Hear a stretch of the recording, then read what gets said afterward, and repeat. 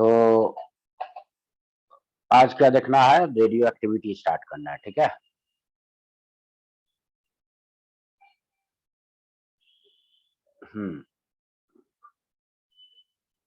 तो क्या बोले थे पिछले क्लास में कि जो हम लोग जब प्लॉट देखे थे बाई एक्सिस पे क्या था, बाइंडिंग एनर्जी,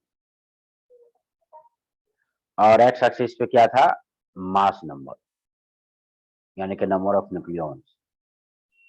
तो हम लोग देखे थे कि जो प्लॉट था, है ना, वो क्या था, कुछ ऐसा प्लॉट, ये ऐसा था बाइंडिंग एनर्जी तुम्हारा, मतलब कि पर न्यूक्लियॉन्स का, मतलब मिड रेंज मास का, कहने का मतलब कि मास नंबर जिसका 20 से बड़ा है और 170 से छोटा है, इसका बाइंडिंग एनर्जी पर न्यूक्लियन कितना था, 8 मेगा इलेक्ट्रॉन वोल्ट, है ना। और 20 जिसका एटॉमिक, हाँ ठीक है, जिसका तुम्हारा मास नंबर 20 से छोटा है उसका 8 मेगा इलेक्ट्रॉन वोल्ट से कम है, और जिसका मास 120 से भी बड़ा उसका भी 8 मेगा इलेक्ट्रॉन वोल्ट से कम है। तो क्या हम लोग देखे थे कि सब कोई स्टेबिलिटी के लिए क्या चाहेगा, बाइंडिंग एनर्जी पर न्यूक्लियन ज्यादा, यानी कि न्यूक्लियस का फॉर्मेशन में जितना ज्यादा एनर्जी निकलेगा तो उसको तोड़ने के लिए भी उतना ही ज्यादा एनर्जी देना होगा, यानी कि वो न्यूक्लियस ज्यादा स्टेबल होगा। तो बाइंडिंग एनर्जी पर न्यूक्लियन जिसमें जितना ज्यादा होता है वो न्यूक्लियस उतना ही स्टेबल होता है। तो देखो यहाँ पे, तो जिसका मास 170 से ज्यादा जो बोले थे, तो मतलब कि उस केस में तुम्हारा क्या देखता है कि उसका बाइंडिंग एनर्जी पर न्यूक्लियन 8 से थोड़ा कम होता है, बहुत ज्यादा नहीं, थोड़ा कम होता है।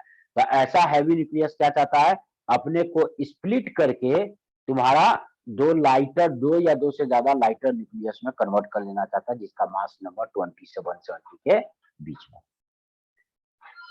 उसी तरह से जिसका मास अब 120 से छोटा है, तो इसमें दो से ज्यादा न्यूक्लियस एक साथ फ्यूज करके क्या करता है, अपने से एक बड़ा न्यूक्लियस का फॉर्मेशन करता है और अपना binding energy per nucleon 8 mega electron volt से बढ़ाने की कोशिश करता, मतलब कि चाहता है कि 8 मेगा इलेक्ट्रॉन वोल्ट की तरफ शिफ्ट कर जाए, है ना।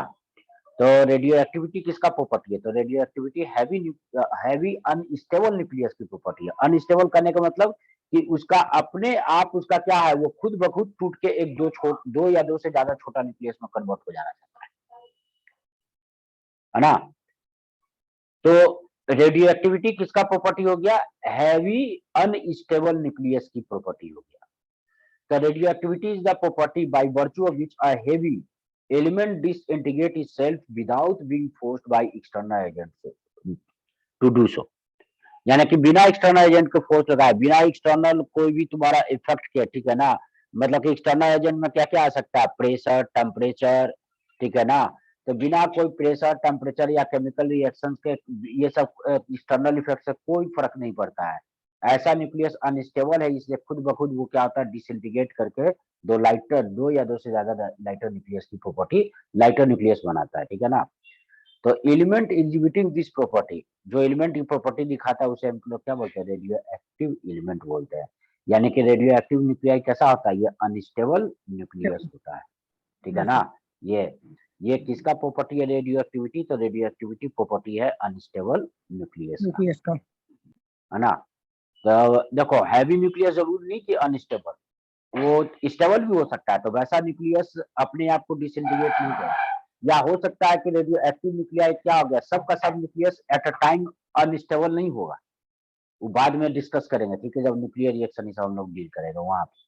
हाँ, जो अनस्टेबल न्यूक्लियस है वो तुम्हारा बिना एक्सटर्नल इम्पोज कंडीशन के, यानी कि बिना अप्लाइड प्रेशर के, बिना अप्लाइड टेम्परेचर के, बिना कोई केमिकल रिएक्शन में इन्वॉल्व, मतलब केमिकल रिएक्शन अगर हो भी रहा है तो उससे कोई इफेक्ट नहीं पड़ता, वो खुद ब खुद अपने से स्प्लिट करके दो या दो से ज्यादा लाइटर न्यूक्लियस का फॉर्मेशन करता है। एग्जाम्पल्स के लिए तुम्हारा क्या क्या हो गया, तो रेडियम, थोरियम, एक्टीनियम, पोलिनियम, ये सब क्या रेडियो एक्टिव न्यूक्लियस। इसके अलावा भी बहुत सारा तुम्हारा रेडियो एक्टिव न्यूक्लियस, है ना। तो phenomena of radioactivity is not affected by imposed condition of temperature, pressure and chemical combination। कहने का मतलब क्या हो गया कि केमिकल रिएक्शन अगर हो रहा है तो रेडियो एक्टिविटी को उससे कोई फर्क नहीं पड़ता है, ठीक है ना। कि आपस में एलिमेंट के बीच में केमिकल रिएक्शन हो रहा है, ठीक है ना, तो उससे कोई उसको लेना देना नहीं है। उसको डिसइंटीग्रेट करना होगा तो वो डिसइंटीग्रेट करेगा ही करेगा, ठीक है ना, वो क्योंकि वो न्यूक्लियस का प्रॉपर्टी, वो एटम का नहीं प्रॉपर्टी है, ठीक है।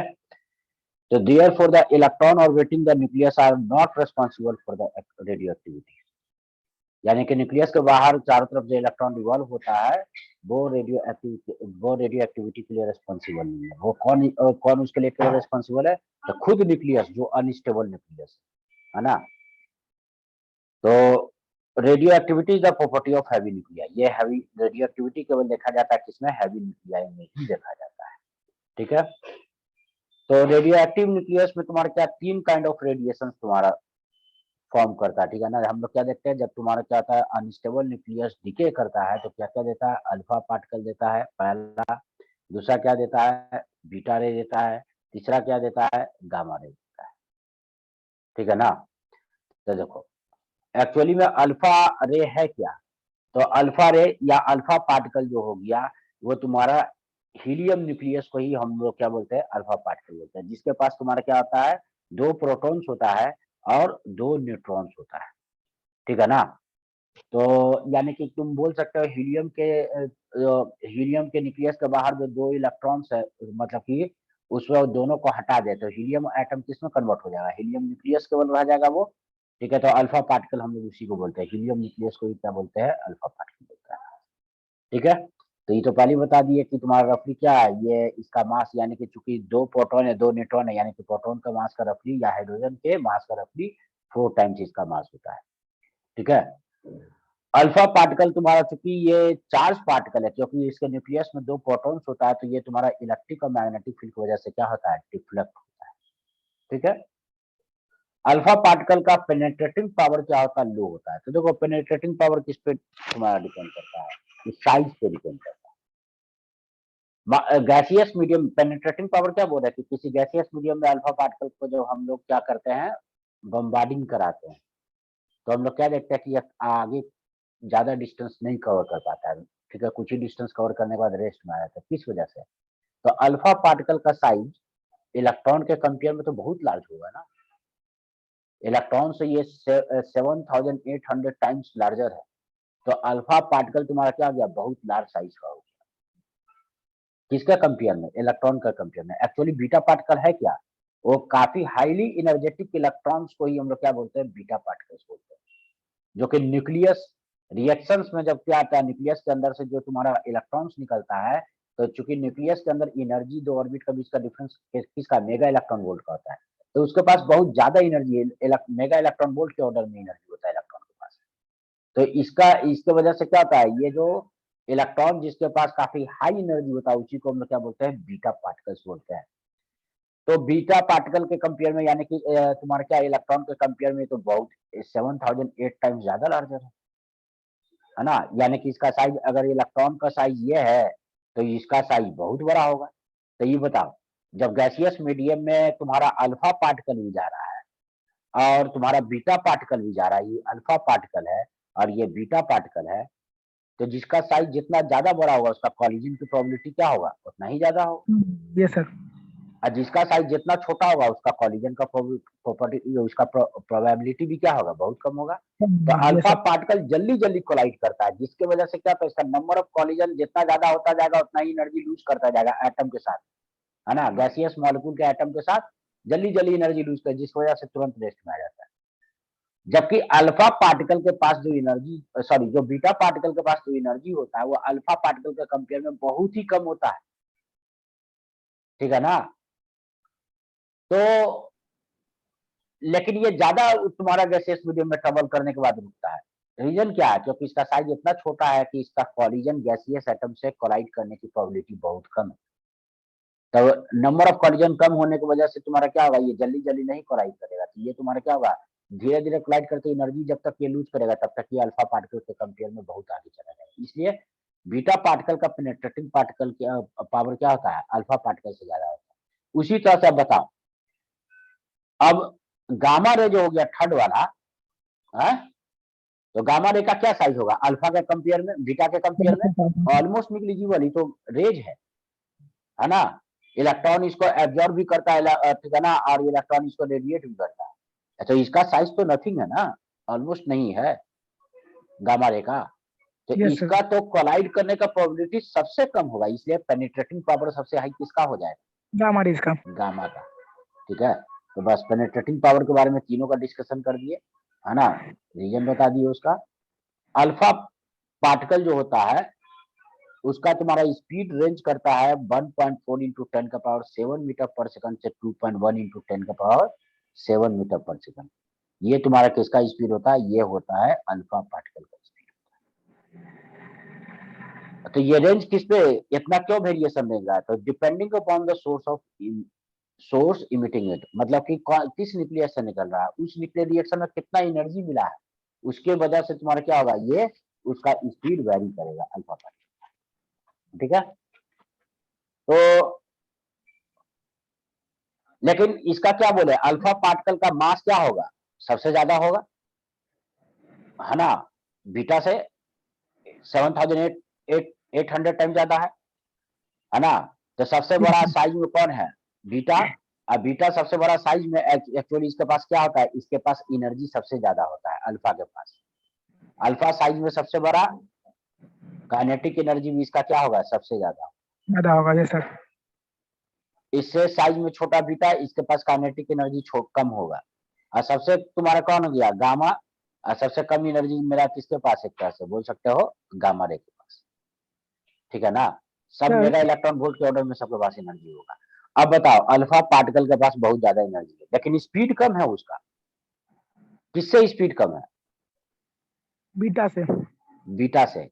बीटा का स्पीड जो होता है ना, बीटा पार्ट, वो 0.33% से रेंज करता है 0.99% of speed of light. Speed of light यानी कि लगभग ये तुम्हारा क्या हो गया, लगभग 1 इंटू 10 का पावर 8 मीटर पर सेकंड से बीटा पार्टिकल का जो स्पीड होता है वो 3 इंटू 10 का पावर 8 मीटर पर सेकंड के बीच में रेंज करता है। तो काइनेटिक एनर्जी किसके पास ज्यादा होना चाहिए, अल्फा के बीटा के पास? बीटा के पास है। नहीं, अल्फा। केवल काइनेटिक एनर्जी में केवल स्पीड थोड़ी होता है, हाफ एम बी स्क्वायर में है जी, है। तो भी तो देखो इससे लगभग 10 टाइम्स ज्यादा स्पीड है। किसका 10 टाइम्स ज्यादा है? बीटा का। बीटा का। तो इसके वजह से स्क्वायर है तो 100 टाइम्स ज्यादा एनर्जी हो जाएगा। Yes sir. स्पीड की वजह से बीटा। लेकिन मास कितना टाइम ज्यादा है? मास 800। अल्फा का 8000 टाइम्स ज्यादा है। तो 100 से फिर भी ज्यादा ना हो गया जी 8000, है। Yes sir. तो इसलिए अल्फा पार्टिकल का सबसे ज्यादा एनर्जी होता है लेकिन अल्फा के पास। पेनिट्रेटिंग पावर तो ज्यादा होता है अल्फा पार्टिकल के पास, बीटा पार्टिकल के पास। हाँ, पेनेट्रेटिंग पावर तुम्हारा साइज पे नहीं डिपेंड किया, कॉलिजन की प्रोबेबिलिटी पे ना डिपेंड किया, है। तो ये तुम्हारा किस पे है? तो अल्फा पार्टिकल के पास एनर्जी ज्यादा है, वो जल्दी जल्दी कोलाइड करता है, वो तो एटम में से कोलाइड, वो एटम के साइज से जरिए से छोटा ये है अल्फा पार्टिकल, है ना। उसका और इलेक्ट्रॉन तो बहुत छोटा साइज का होगा ना न्यूक्लियस के कंपेयर में। Yes sir. तो इलेक्ट्रॉन की कॉलिजन की प्रोबेबिलिटी कम हो जाती है, अल्फा पार्टिकल जल्दी जल्दी कोलाइड करता है। ठीक है, एनर्जी तुम्हारे पास ज्यादा है, तुम सबसे कोलाइड करते जाओगे। जाम, ठीक है, तुम ट्रक चला रहा है, आगे बहुत सारा कार है, रोड पे जाम है, तो तुम धक्का मारेगा तो क्या होगा, 10-20 गो कार को धक्का मार के तो रुक ही जाएगा ना। ऐसा थोड़ी है कि 20 गो कार से ज्यादा का डैमेज करता है। Yes sir. ट्रक है तो तुमको तो जगह नहीं मिलेगा निकलने की। हाँ, सेम। बाइक पे है तो हल्का फुल्का जगह निकलेगा तो थोड़ा सा निकलते चल जाता है उधर साइड से बचते हुए, लेकिन बहुत ज्यादा जाम है तो कहीं ना कहीं तो अटकेगा ना जाके, है कि नहीं। Yes sir. Yes sir. और पैदल समझ लो गामा पार्टिकल है, तुम पैदल है तो इधर उधर कहीं से भी तुम्हारा क्या फुटपाथ पे जगह मिला, फुटपाथ पे चढ़ के थोड़ा सा उधर चढ़ के घूम फिर के निकल गया। कहने का मतलब साइज मैटर करता है, क्योंकि एटम एक दूसरे से काफी दूर ना होता है गैसियस मीडियम में। ठीक है, उसके एटम के साइज के कंपेयर में दो मॉलिक्यूल के तुम्हारा क्या, दो मॉलिक्यूल के बीच में जो सेपरेशन होता है मॉलिक्यूल के साइज के कंपेयर में वो ज्यादा होता है। तो क्या होता है कि पेनेट्रेटिंग पावर किस पे डिपेंड करता है? कॉलिजन की प्रोबेबिलिटी पे। वो प्रोबेबिलिटी किस पे डिपेंड करेगा? साइज। अल्फा का साइज ज्यादा, वो जल्दी जल्दी कोलाइड करेगा, इसलिए तुरंत रेस्ट करेगा। अब आ जाओ, एनर्जी किसके पास ज्यादा है? अल्फा के पास। अल्फा के पास। तो अल्फा के पास ज्यादा है तो एनाइजिंग पावर किसका ज्यादा है? जिस एटम को मारेगा ना धक्का, उसका इलेक्ट्रॉन सीधा वहां से हटा देगा, वो एटम के अंदर रह ही नहीं सकता। अल्फा के पास इतना एनर्जी है कि सबको हटाते फेंकते चला जाएगा। ठीक है ना, आइटम को एनाइज करते चला जाएगा, तो ज्यादा एनर्जी है। तो बहुत एटम से कोलाइड, ठीक है, ज्यादा आगे नहीं ट्रेवल कर क्योंकि कॉलिजन जल्दी जल्दी हो जाता है, लेकिन जिससे जिससे कोलाइड करते जाएगा ना, रुकने के पहले तक ये तुम्हारा क्या होगा, बहुत सारे इलेक्ट्रॉन को बाहर निकाल देगा, बहुत सारे एटम से।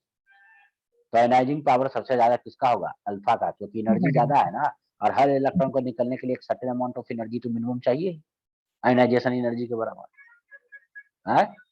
अब बीटा के पास क्या है, साइज बहुत छोटा है तो कॉलिजन नहीं जल्दी होता है, लेकिन जिससे कोलाइड करेगा, अब एनर्जी तो इसके पास कितना टाइम्स कम है, करीब करीब 78 टाइम्स या 100 टाइम्स बोलो कि एनर्जी कम है ना, है? Yes sir. तो ये क्या होगा, ये 100 टाइम्स कम इलेक्ट्रॉन्स को निकाल पाएगा, क्योंकि जिससे आयनाइजेशन एनर्जी बाहर देते गया हटाते गया, तो इसका भी तो एनर्जी कम होता जाएगा।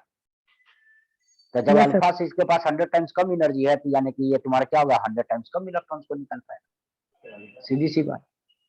और गामा के पास, उससे ज्यादा कम होगा सर। अरे गामा के तो बस यही है, रेडिएशन एक फोटोन को एक को कोई पार्टिकल ऑब्जर्व करेगा, जिस इलेक्ट्रॉन पे गिरा उसको इतना एनर्जी दे रहा है कि चल वहां से सब उस एटम को छोड़ छाड़ के सब इलेक्ट्रॉन भाग जाएगा, इतना दूर भाग कभी ये नहीं करेगा, सीधा मीडियम आयोनाइज हो जाएगा, है ना, इतना उसको एनर्जी, मेगा वोल्ट इलेक्ट्रॉन का एनर्जी मिल जाएगा, क्यों?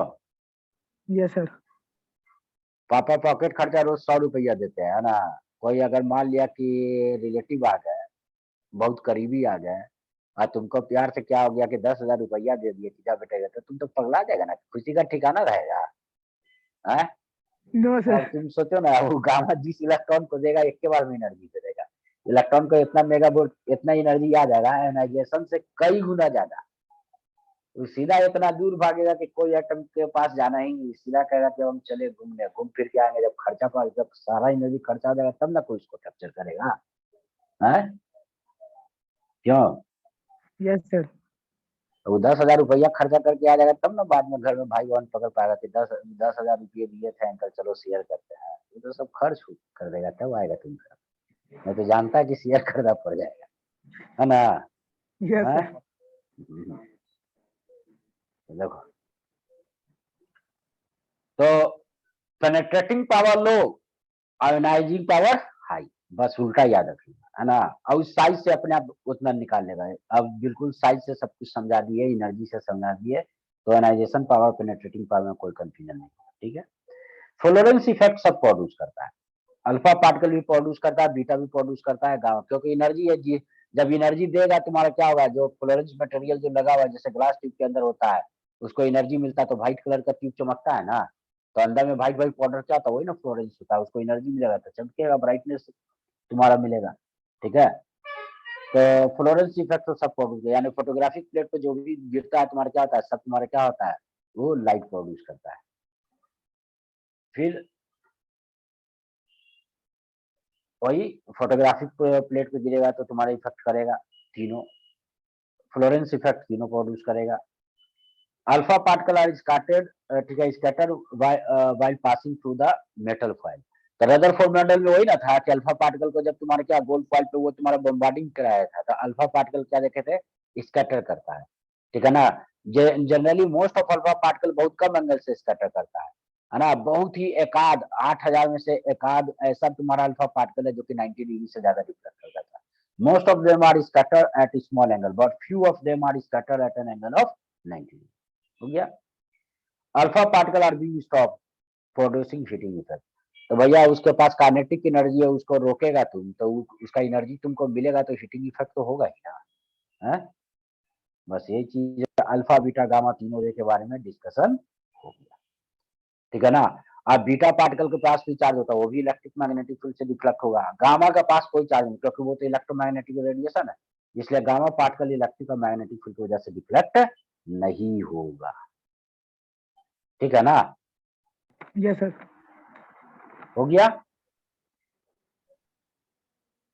अब हम लोग आ जाते हैं law of radio screen active shot ले डिसइंटीग्रेशन। करके। अच्छा पहले ले लो तो पहले सब कुछ यहाँ से, एक मिनट, लो स्क्रीनशॉट ले लो,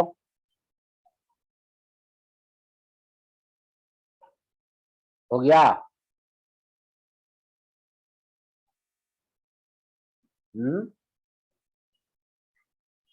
यस सर। यस सर, हो गया। अबू कहाँ है जी?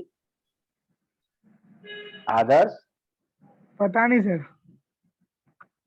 कहाँ है? हम हाँ, आते मार हैं दिया एक दिन होगा सर। हॉस्टल, एक दिन हॉस्टल आते हैं, आइए इसी सर। वीक में आएंगे, इसी वीक में आएंगे, देखेंगे आप कौन कौन है, उसी हिसाब से पिटाई करेंगे, देखते हैं कौन कौन। चलो स्क्रीनशॉट लो। ले लिए सर। हो गया।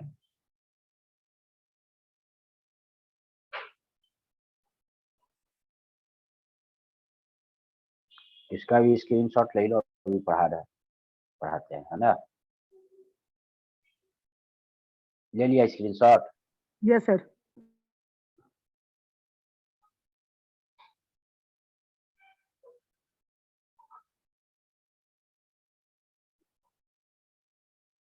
इसका भी ले लो, एक मिनट रुको। हाँ ले लो। ले लिए सर। हो गया? चलो यस सर।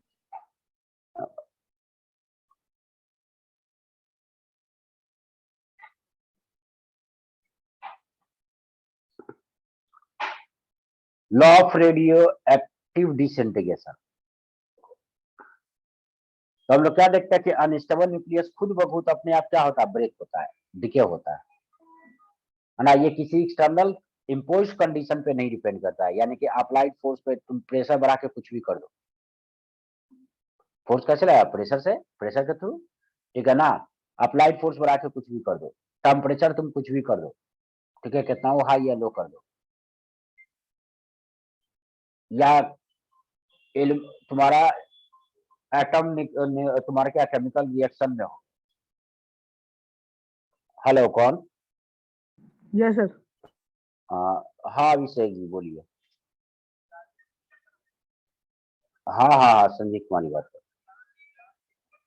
मंगलम मोटर्स में दिया है ना? हाँ।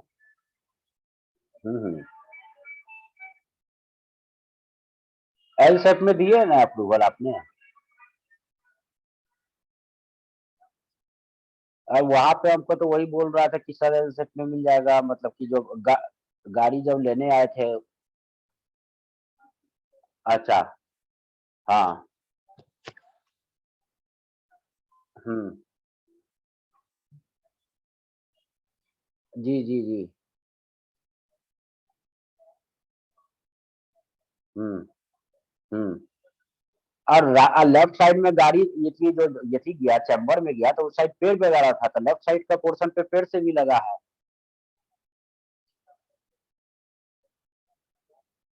नीचे चैम्बर से लगा है, नीचे तो चैम्बर गटर का जो ये थी था ना, वो पूरा ऊपर लगा, तो चैम्बर हमको तो पता चला, बस हमको तो लगा झटका नीचे से लगा है, और उसके वजह से मेरा गाड़ी अनबैलेंस हुआ। लेफ्ट साइड में वहां पे तार का पेड़ है, जो आप लिट्रा वैली वाले गली में जाइएगा तो उस गली में देखिएगा, मारुति का जो ये थी है वर्कशॉप है, उसके बगल में सब तार का पेड़ सब है, वहीं पे चैम्बर है, वहीं पे तो सब हुआ है प्रॉब्लम।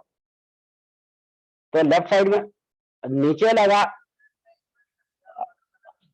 हाँ, एक मतलब पीछे वाला मतलब डोर में भी लगा है और उसके बगल में भी लगा है।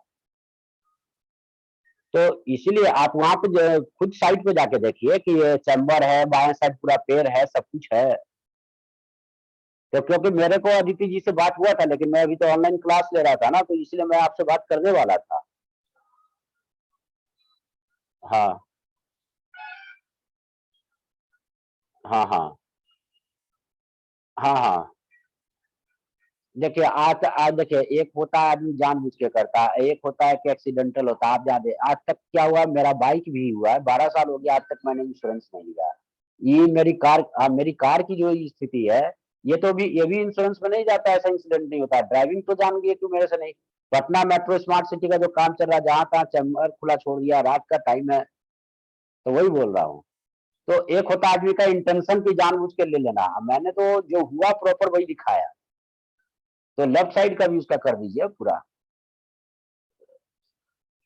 हाँ अभिषेक जी उसको कर दीजिए, चलिए ठीक है, okay thank you.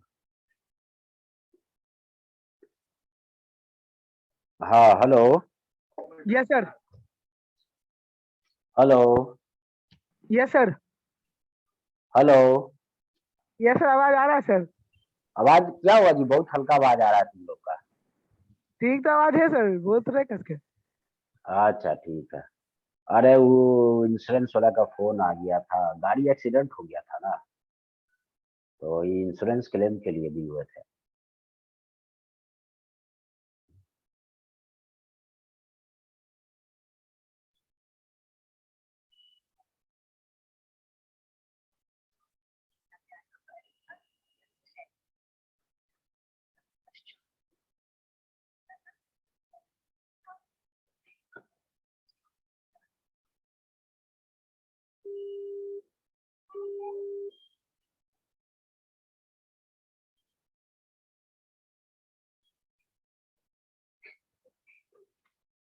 Hello. Yes sir. हाँ चलो स्टार्ट करते हैं।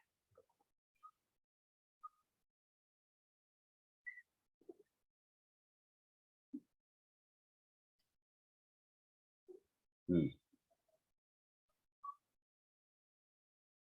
हाँ तो रेडियो एक्टिविटी तुम्हारा क्या है, ये हैवी न्यूक्लियस का प्रॉपर्टी है जिसकी वजह से डिसइंटीग्रेशन होता है ना, वो सब कुछ डिस्कस कर ही दिया है। हैवी न्यूक्लियस और इसका एक्सटर्नल कंडीशन पे मतलब कोई डिपेंड नहीं करता, प्रेशर टेम्परेचर केमिकल रिएक्शन ये सबसे कोई मतलब नहीं है। जिस न्यूक्लियस को डिके करना होगा वो करेगा डिके, और जिसे नहीं डिके करना होगा वो नहीं डिके करेगा, ठीक है ना। अब कौन सा न्यूक्लियस रेडियो एक्टिव न्यूक्लियस कब डिके करेगा ये भी नहीं बताया जा सकता है, ठीक है ना। इसका डिके तुम्हारा कब होगा, किस समय होगा, बस वो तुम्हारा क्या है, कोई भी न्यूक्लियस किसी भी समय अपने आप डिके कर सकता है। कोई प्रॉब्लम? हेलो। No sir. नहीं, एक मिनट भी, मोबाइल डिस्चार्ज हो गया, ध्यान नहीं दिए थे उसको, चार्ज लगाते हैं, चार्जर दे दो।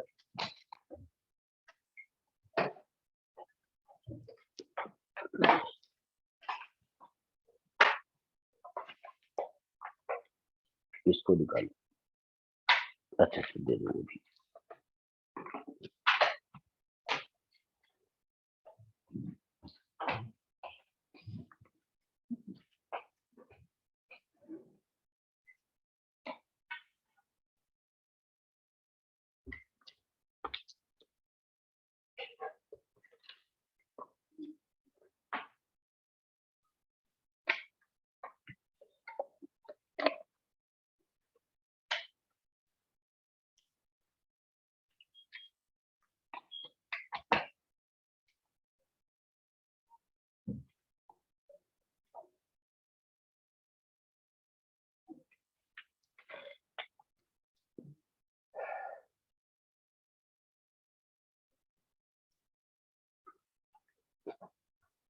हम्म। आवाज आ रहा है ना? Yes sir. हाँ। तो जब न्यूक्लियस डिके करता है तो या तो तुम्हारा क्या होता है, डिके के बाद एक न्यूक्लियस, छोटा न्यूक्लियस का फॉर्मेशन होगा जिसका कि एटॉमिक नंबर पहले से कम होगा, मास नंबर पहले से कम होगा, ठीक है ना। ये या सीधा से क्या होगा, उसका मास नंबर क्या होगा, पहले से डिक्रीज करेगा। या तो अल्फा पार्टिकल निकलेगा या बीटा पार्टिकल निकलेगा, ठीक है ना। यस दोनों सर। एक साथ कभी भी नहीं निकलता है कि अल्फा भी निकले और बीटा भी निकलेगा, नहीं। या तो अल्फा पार्टिकल निकलेगा या बीटा पार्टिकल निकलेगा। तो जब तुम्हारे क्या होता है कि रेडियो एक्टिव न्यूक्लियस डिके करता है, तो उसे जो डिके किया उसे पेरेंट न्यूक्लियस बोलते हैं। ये पेरेंट न्यूक्लियस क्या देगा, एक डॉटर न्यूक्लियस देगा, साथ में क्या देगा, एक अल्फा पार्टिकल देगा, ठीक है ना, या बीटा पार्टिकल देगा। अब इसके बाद देखो, ये जो डॉटर न्यूक्लियस जो होता है वो एक्साइटेड स्टेट में रहता है, ठीक है। अल्फा पार्टिकल और बीटा पार्टिकल तुम्हारा अल्फा या बीटा देने के बाद ये डॉटर न्यूक्लियस एक्साइटेड स्टेट में होता है। तो क्या होता है कि न्यूक्लियस। अंदर में प्रोटॉन और न्यूट्रॉन जो होता है वो तुम्हारा क्या होता है, यानी कि एग्जैक्ट ग्राउंड स्टेट में ना होकर, क्योंकि न्यूक्लियस में क्या बोले थे कि प्रोटॉन का अपना प्रोटोनिक कॉन्फ़िगरेशन होता है, न्यूट्रॉन का अपना न्यूट्रॉनिक कॉन्फ़िगरेशन होता है। तो वहां से हाइयर ऑर्बिट से जंप करके प्रोटॉन या न्यूट्रॉन जब लोअर ऑर्बिट की तरफ आएगा तो एक गामा रेडिएशन मिलेगा। यानी कि दोनों में ही, चाहे अल्फा डिके हो या बीटा डिके हो, डॉक्टर न्यूक्लियर के बाद क्या होता है, एक तुम्हारा गामा रे प्रोड्यूस करता है, ठीक है ना। एक या एक से ज्यादा गामा रे दे सकता है, क्योंकि अब वो तो ट्रांजिशन होगा तो हाइयर एक्साइटेड स्टेट से कोई हो सकता है चौथा में हो तो तीसरा में आए या दूसरा में आए, या किस में आ सकता है, या पहले में भी आ सकता है और उसके बाद चौथा से तीसरा में आया तो फिर दूसरा में भी आ सकता है। तो एक या एक से ज्यादा गामा रे भी तुम्हारा दे सकता है, ठीक है ना। अब देखो, अब रेट ऑफ डीके जो होता है, देखो किसी समय टोटल नंबर ऑफ न्यूक्लियस कितना है, एन है एट टाइम टी पे। एट टी इक्वल टू 0 पे टोटल नंबर ऑफ न्यूक्लियस मेरा कितना था, एन नॉट था, ठीक है ना। तो रेट ऑफ डीके मेरा कितना हो जाएगा, इसको हम लोग डीएन बाई डी टी लिखेंगे। और देखा क्या गया कि रेट ऑफ डीके जो होता है वो प्रोपोर्शनल होता है, किसके प्रोपोर्शनल होता है, नंबर ऑफ न्यूक्लियस के। जितना ज्यादा नंबर ऑफ न्यूक्लियस होता है रेट ऑफ डीके भी उतना ही ज्यादा होता है। अब यहाँ पे ये रेट क्या होगा, ये नेगेटिव होगा। क्यों ये नेगेटिव होगा, क्योंकि टाइम के साथ मेरा नंबर ऑफ न्यूक्लियस डीके कर रहा है, इसलिए डीएन क्या हो जाएगा, नेगेटिव हो जाएगा। इसलिए एक माइनस लगाते हैं आगे पॉजिटिव करने के लिए, प्रोपोर्शनलिटी साइन हटाने के लिए, यानी कि इसके बदला इक्वल साइन लेंगे तो कांस्टेंट देना पड़ेगा। तो देखो ये इक्वेशन मेरा कितना हो गया, ये हो गया minus d N by D T equal to lambda into n. तो लैम्डा ई मेरा क्या आ गया, यही प्रोपोर्शनलिटी कांस्टेंट है। इसी को क्या बोला जाता है, लैम्डा को बोला जाता है डीके कांस्टेंट। लैम्डा को क्या बोलते हैं हम लोग, डीके कांस्टेंट बोलते हैं, या डिसइंटीग्रेशन कांस्टेंट भी बोलते हैं। क्या समझा, कोई प्रॉब्लम? No sir. नहीं। अब देखो यहां से, तो dt को अब हम लोग यहां से इस साइड ले जाते हैं, है ना, और n को हम लोग इस साइड ले जाते हैं। तो ये क्या हो गया, dn upon n is equal to minus lambda into dt। दोनों तरफ इंटीग्रेशन का सिंबल दे देंगे हम लोग। और कहां से, तो t इक्वल टू 0 पे टोटल कितना नंबर ऑफ न्यूक्लियस था, n naught. At time t पे कितना है, n है, इसको इंटीग्रेट कर देंगे तो इसका इंटीग्रेशन क्या मिलेगा, ln ln n। Lower upper limit put करेंगे तो ln n upon n naught हो जाएगा, is equal to the one का इंटीग्रेशन टी से, तो टी मिल गया मुझे, लोअर अपर लिमिट पुट करने के बाद टी माइनस 0 यानी कि टी रह गया। तो कितना आ गया फाइनल एक्सप्रेशन, तो किसी भी समय जो नंबर ऑफ एक्टिव न्यूक्लियाई जो होगा, एन क्या है, जो नंबर ऑफ न्यूक्लियस उस समय प्रेजेंट है, ठीक है ना, यानी कि वो रेडियो एक्टिव न्यूक्लियाई। और जो डीके कर गया वो खत्म हो गया, ठीक है ना, यानी वो ये क्या है, यह एक्टिव न्यूक्लियाई जो डीके अभी नहीं किया है। तो नंबर ऑफ एक्टिव न्यूक्लियाई मेरा कितना गया, N equal to N naught e का power minus lambda into t. इस फॉर्मूला से मुझे मिल जाएगा नंबर ऑफ एक्टिव न्यूक्लियाई। तो हम लोग रेट को क्या लिखे थे, डीएन बाई डी टी, और चूंकि ये नेगेटिव था तो माइनस लगा के इसको पॉजिटिव किए थे। तो रेट ऑफ डीके को ही हम लोग क्या बोलते हैं, एक्टिविटी ऑफ सैंपल बोलते हैं। और इसको हम लोग कितना से रिप्रेजेंट करते हैं, इसको कैपिटल ए से रिप्रेजेंट करते हैं, समझा। तो देखो यहाँ पे, तब हम ऐसा करते हैं, यानी कि और माइनस, ये क्या है, minus d N by D t मेरा कितना था, देखो यहाँ पे है ना, lambda n। Lambda into N है। Yes sir. तो यही मेरा ए है, इसी को हम लोग क्या बोलते हैं, इसको हम लोग एक्टिविटी ऑफ सैंपल बोलते हैं, ठीक है ना। यानी कि एक्टिविटी ऑफ सैंपल ए मेरा कितना हो गया, ए इक्वल टू गया लैम्डा इंटू एन। अब देखो ये लैम्डा इंटू एन है, तो दोनों साइड लैम्डा मल्टीप्लाई कर देते हैं, इधर भी लैम्डा और इधर भी लैम्डा। तो ये क्या हो गया, ये ए हो गया, एट टाइम टी पे एक्टिविटी हो गया, और लैम्डा इंटू एन नॉट क्या हो गया, at time t equal to 0 पे एक्टिविटी हो गया। तो इसी फॉर्मूला को N equal to N N naught e N equal to N naught e का पावर माइनस लैम्डा टी में दोनों तरफ लैम्डा मल्टीप्लाई कर देंगे, तो ये एक्टिविटी ऑफ सैंपल का मिल जाएगा कि आफ्टर टाइम टी किस रेट से वो डिसइंटीग्रेट कर रहा है, ठीक है ना। वो एक्टिविटी कितना हो जाएगा, ए इक्वल टू हो जाएगा एन नॉट ई का पावर माइनस लैम्डा टी, ठीक है। तो रेडियो एक्टिविटी प्रॉपर्टी को सबसे पहले कौन डिस्कवर किया था, बैक्वेल। इसलिए हम लोग तुम्हारा क्या, एक्टिविटी का यूनिट क्या है, एक्टिविटी का एक यूनिट है बैक्वेल, और इसी को डिसइंटीग्रेशन पर सेकंड भी बोलते हैं, ठीक है। वन बैक्वेल इक्वल टू कितना होता है, वन डिसइंटीग्रेशन पर सेकंड। और रेडियो एक्टिविटी में तुम्हारा क्या, मैडम क्यूरी भी काफी वर्क किया है, मैडम क्यूरी का भी तुम्हारा क्या है, रेडियो एक्टिव एलिमेंट को मतलब डिस्कवर करने में, उसका प्रॉपर्टी को एक्सप्लेन करने में काफी आता है। तो उसका मैडम क्यूरी के नाम पे भी एक यूनिट है। और वन क्यूरी कितना बराबर होता है, वन क्यूरी इक्वल टू होता है 3.7 इंटू 10 का पावर 10 डिसइंटीग्रेशन पर सेकंड, है ना, कोई प्रॉब्लम नो सर। नहीं। दोनों तरफ मास से डिवाइड कर दो, टोटल मास से रेडियो एक्टिव सैंपल का, ठीक है ना। तो activity per unit mass, activity per unit mass मेरा क्या हो जाता है, इसको हम लोग स्पेसिफिक एक्टिविटी बोलते हैं। समझा? Yes sir. ठीक है, आगे बढ़े। अब आओ, अब डिफाइन करते हैं हाफ लाइफ और रेडियो एक्टिव एलिमेंट। देखो इसका ग्राफ अगर हम लोग प्लॉट तैयार करेंगे, इसका प्लॉट कैसा आएगा, इधर हम लोग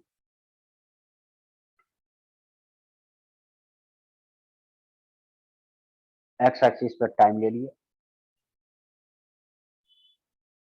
और वाई एक्सिस पे नंबर ऑफ न्यूक्लियस अमोंग,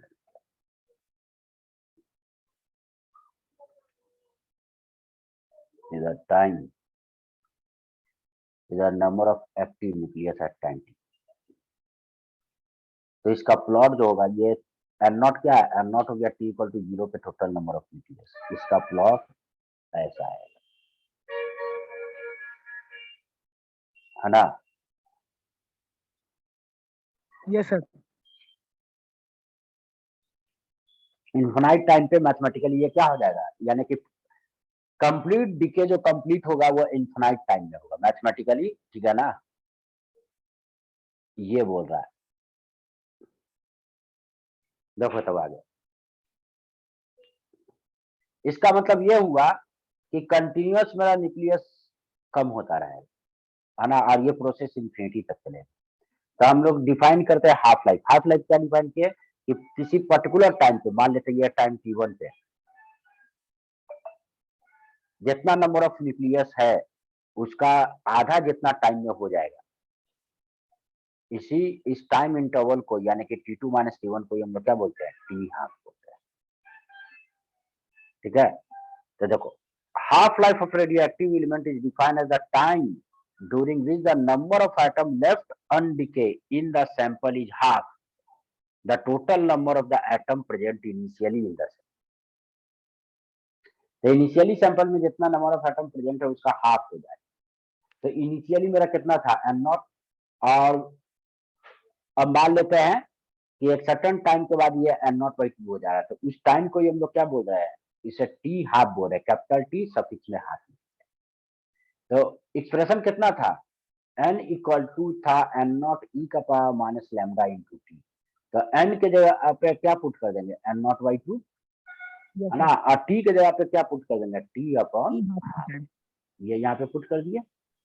ठीक है, अब यहाँ से क्या गया, एन नॉट दोनों साइड से कैंसिल हो गया, तो हाफ का वैल्यू कितना आ गया, ई का पावर माइनस लैम्डा टी का हाफ, यानी कि ये 2 का पावर माइनस 1 हुआ ना, दोनों तरफ एंटी लॉग ले लेंगे तो कितना आ जाएगा, lambda t half is equal to ln2, इतना हो जाएगा, यानी कि टी हाफ कितना हो गया, ln2 अपॉन लैम्डा, और ln2 का वैल्यू कितना होता है 0.69, यानी टी हाफ इक्वल टू हो गया ln2 अपॉन लैम्डा, ये याद रखना, है ना।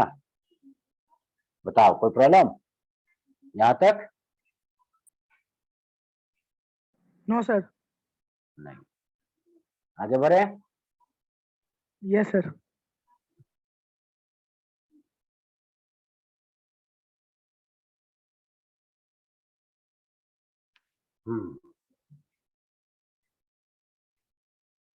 देखो तो n इक्वल टू है एन नॉट ई का power minus lambda into t, यही है ना। तो इसको हम लोग क्या लिख सकते हैं, देखो तो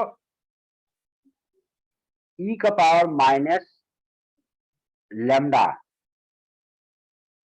इंटू टी को, तो देखो तो यहां पर से यहाँ पे हम ऐसा करते हैं कि इस पे पावर टी कर देते हैं इधर side upon T by half, ये कर दे, तो इसको भी उतना ही पावर दे देते हैं T upon T by half. तो देखो तो टी हाफ कट जाएगा, तो ई का पावर माइनस लैम्डा टी हो जाएगा ना ये। तो ई का पावर माइनस लैम्डा टी को हम लोग क्या लिख सकते हैं, ई का पावर माइनस लैम्डा टी को लिख सकते हैं हाफ का power T upon T half, इतना लिख सकते हैं, बोलो। है क्या जी? नहीं समझा?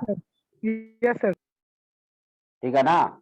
यहाँ पे देखो क्या कर दो कि इसको हम लोग दोनों साइड कितना, इसको हम पावर दे देते हैं, कितना दे देते हैं? तो टी का पावर टी हाफ। क्यों टी हाफ दिए? टी हाफ से क्योंकि इधर टी हाफ था, तो इधर भी करना पड़ेगा टी हाफ से मल्टीप्लाई, तुम्हारा क्या, सॉरी नीचे divide T upon T half, तो इधर भी तो करना पड़ेगा टी अपॉन टी हाफ। तो ये टी हाफ ये टी हाफ कर दिया, तो कितना, यानी कि ई का पावर माइनस लैम्डा टी को हम लोग लिख सकते हैं हाफ का पावर टी इंटू टी का पावर 1/। ठीक है, तो ये फॉर्मूला तुम्हारा बहुत ही यूजफुल है। देखो ये कितना अपने आप, यहाँ पे जब टी का वैल्यू तुम टी हाफ पुट करो, तो एक हाफ टाइम पीरियड में कितना हो गया, ये 1 हो गया पावर, यानी कि क्या दिखा रहा है कि वैल्यू कितना हो जाएगा, एन नॉट बाई। तो उसी तरह से 2 हाफ टाइम पीरियड में कितना हो जाएगा, तो यहाँ पे टी का वैल्यू 2 इंटू टी का हाफ पुट करो, तो पावर 1/2 का कितना आ गया, 2 आ गया, यानी कि 1/4 हो जाएगा, है ना। अगर कोई टाइम पीरियड मान लेते टी हाफ का 4 टाइम्स है, वो टाइम पीरियड कितना, टी हाफ का 4 टाइम्स है, तो यहाँ पे टी हाफ का अगर हम लोग 4 टाइम्स पुट कर देते हैं, तो ये वैल्यू 1/2 का पावर 4, यानी कि कितना हो गया 16, यानी कि इनिशियल से अमाउंट रेडियो एक्टिव एलिमेंट कितना रह जाएगा, एन नॉट अपॉन 16, यानी पहले का only 1/16 times radio active nuclei बचेगा। ठीक है, कोई प्रॉब्लम? No sir. नहीं।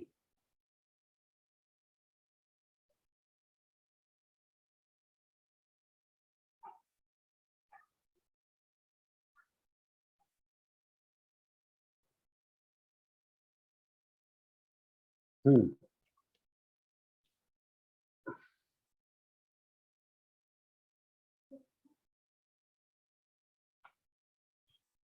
देखो,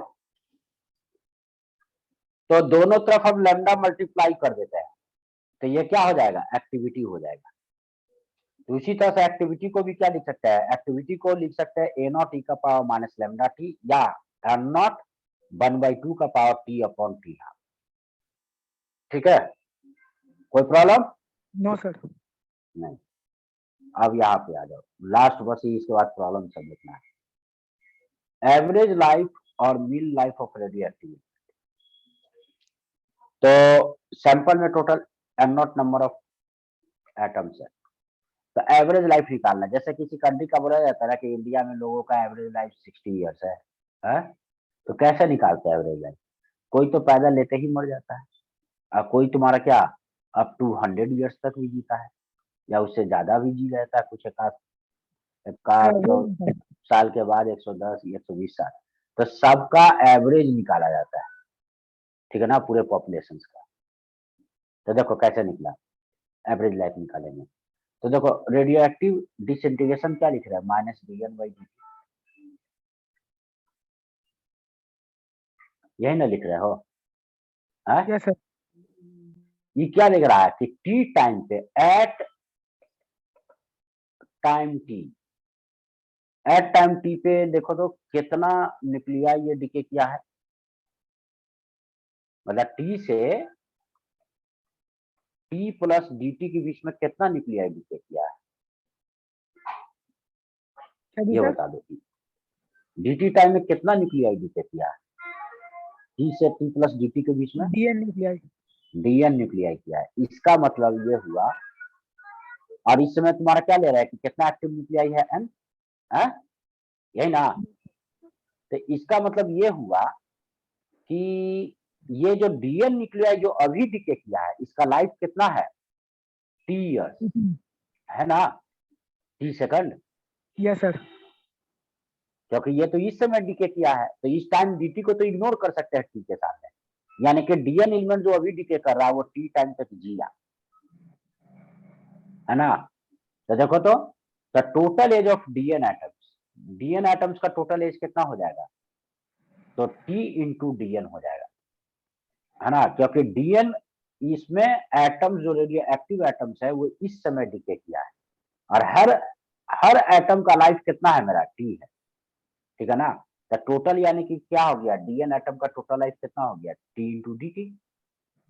डीएन नेगेटिव है, इसको मैग्नीट्यूड ले रहा है, इसकी ये मॉड है एक तरफ से, क्योंकि डीएन तो डिक्रीज कर रहा है ना। देखो मॉड है इसीलिए तो कितना इसको पुट किया, वहां पे देखो तो डीएन बाई डी टी कितना है, लैम्डा इंटू एन, इधर से हम डी टी लेते हैं, dt तो मल्टीप्लाई हो डीएन जाएगा को क्या लिख सकते हैं, डीएन को लिख सकते हैं lambda N D T, 9 dt। और एन कितना है, एन है एन नॉट टी का पावर माइनस लैम्डा टी, है ना जी। Yes sir. हाँ? तो ये अब इसको क्या करेंगे, इंटीग्रेट करेंगे। अब बताओ रेडियो एक्टिविटी कब तक की, तो बोलता है इन्फिनाइट टाइम तक चलता है। जो लास्ट एटम जो डिके करेगा वो कब डिके करेगा, इन्फिनाइट टाइम। तो इंटीग्रेशन 0 से इंफिनिटी टाइम के लिए होगा, जब टाइम से इंटीग्रेट कर रहा है, ठीक है। और जब इसको इंटीग्रेट करोगे, लोअर अपर लिमिट पुट कर लोगे, तो इसका वैल्यू आ जाएगा एन नॉट अपॉन लैम्डा, ठीक है। तो ये क्या हो गया, this is the total life of N naught nucleus. Total कितना न्यूक्लियस था, एन नॉट, तो ये एन नॉट न्यूक्लियस का टोटल लाइफ आ गया ना।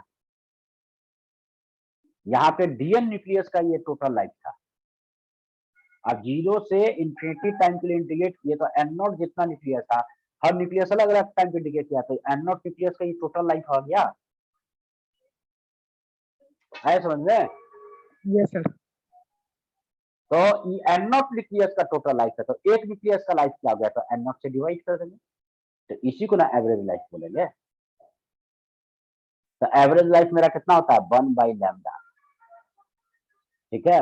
जबकि टी हाफ कितना होता है, टी हाफ मेरा होता है ln 2/λ, है ना, या 0.693 अपॉन लैम्डा।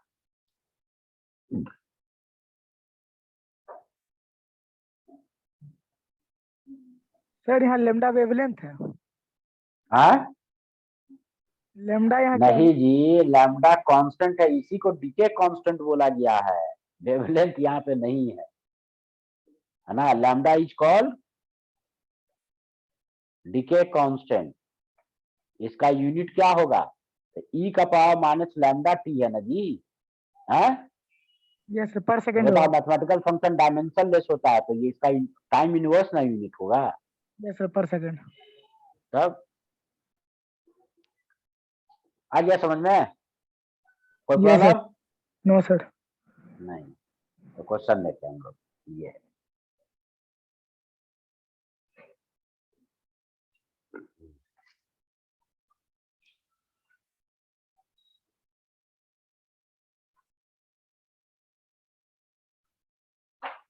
डेटा कैलकुलेट करना जी, कॉपी निकाल कहा डेटा कैलकुलेट किया, देखो क्वेश्चन, और डीके कांस्टेंट ऑफ यूरेनियम कितना, मास नंबर 238 इज 4.9 इंटू 10⁻18 ये लैम्डा का वैल्यू दिया। तो what is the average life, तो एवरेज लाइफ इसका निकालना है। तो एवरेज लाइफ कितना लिखोगे, 1/λ, उसी को टाउ से रिप्रेजेंट करते हैं।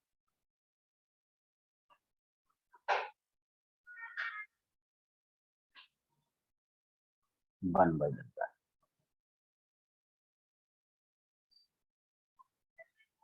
1 डिवाइडेड बाय 4.9 इंटू 10 का पावर -18। इसको ईयर्स में कन्वर्ट करना है, तो क्या करोगे, 3600 से डिवाइड करेंगे तो आवर्स में आ जाएगा, फिर 24 से डिवाइड करेंगे तो डे में आ जाएगा, फर्दर 36 5 days। 365 से डिवाइड करें, है ना, यस सर। 365 से डिवाइड कर देंगे तो ईयर्स में आ जाएगा। जल्दी बताओ तो ईयर्स में कितना आया वैल्यू,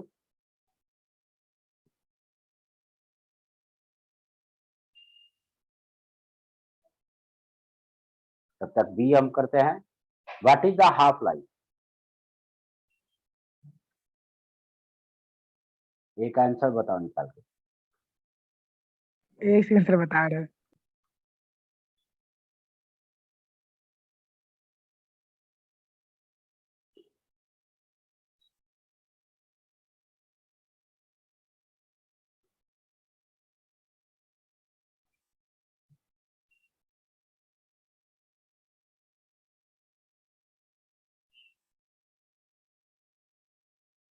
सर अप्रोक्सीमेट कर सकते हैं। कैलकुलेटर नहीं है? कैलकुलेटर सर बहुत बड़ा ई कैपिटल ई घुस गया कैलकुलेटर में। कैपिटल ई घुस गया? कैपिटल ई है कहाँ यहाँ पे? सर इतना ना है मतलब जी। जैसे का लंबा ऑपरेशन होता है तो कैपिटल ई आया था, पता नहीं क्या होता है। अच्छा, एक तो एरर नीचे। आ जाता है। अच्छा, तुम 10 का पावर माइनस 18 से डिवाइड क्या कर रहा है? यस कोई सर। जरूरत ही नहीं है। 4.9 डिवाइडेड बाय बाकी करो ना, यस सर। अपने आप डेसिमल में आ जाएगा तुम्हारा। और उसके बाद 10 का पावर 18 करते रहना अलग से।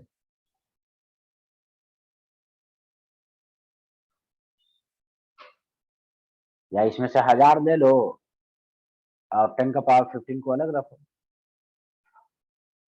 और 10 का पावर 9 ईयर्स ऐसा ही कुछ है, देखो ना।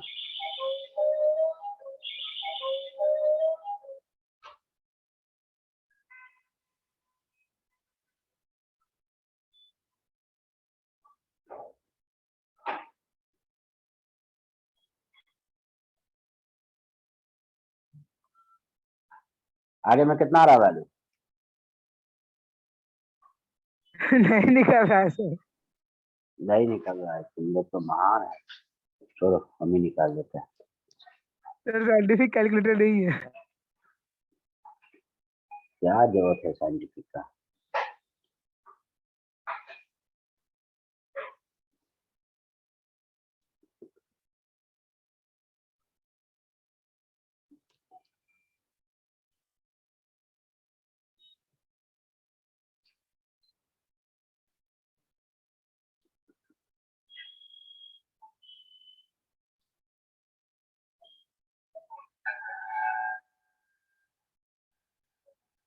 सिक्स 6.47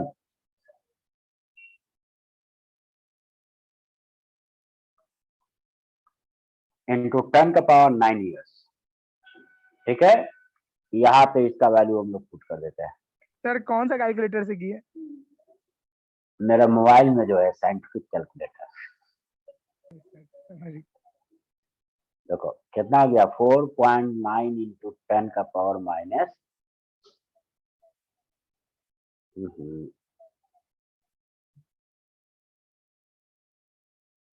इसका वैल्यू आ जाएगा 4.5 इंटू 10 का पावर 9 ईयर्स।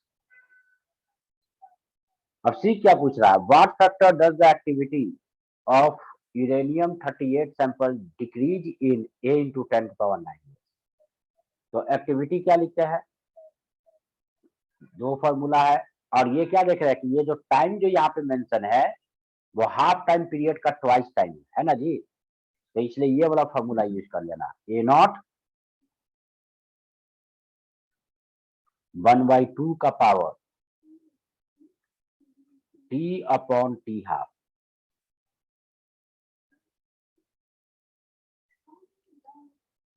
ठीक है, तो एक्टिविटी यस मेरा कितना है, तो लैम्डा इंटू, अच्छा कितना टाइम से डिक्रीज किया केवल ये पूछ रहा, वाई वाई वाई वाई वाट फैक्टर। ठीक है ना, तो हमको केवल क्या निकालना है, ए नॉट अपॉन ए का वैल्यू निकालना है। Therefore A not upon A is equal to 2 का power T upon T half. 4 हो जाएगा सर। तो कितना आ जाएगा, 4 हो जाएगा। ठीक है ना, तो 4 टाइम से डिक्रीज कर जाएगा। तो लिखो, activity of sample decreases bye 4 times. बोलो कोई प्रॉब्लम? हम्म नो सर। स्क्रीनशॉट ले लिया? Yes sir. Next question.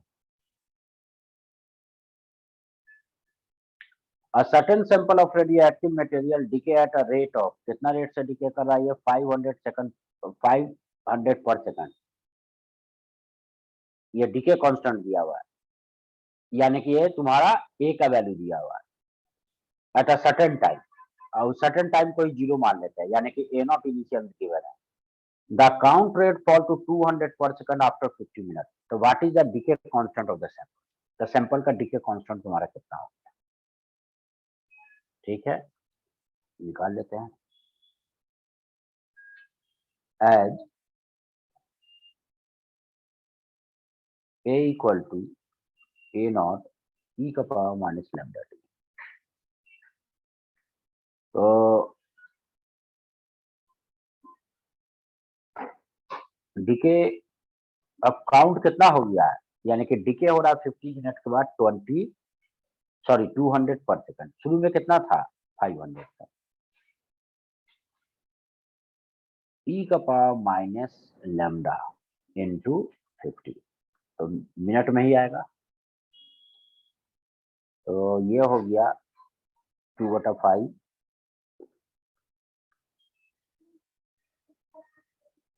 या बोल सकते हो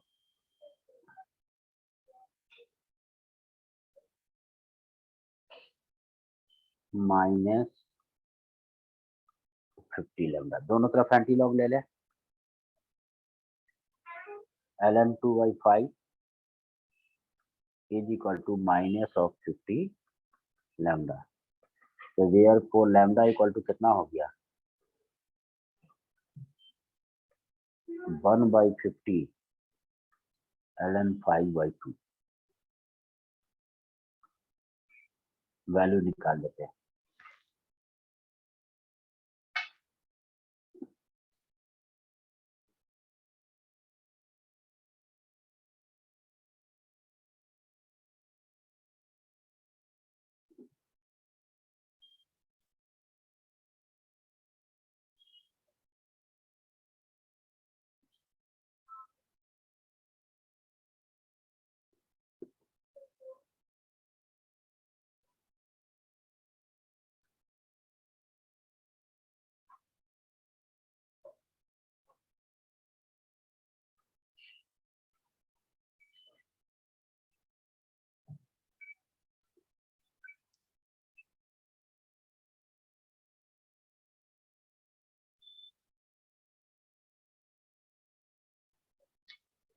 आ गया 0.018 पर मिनट।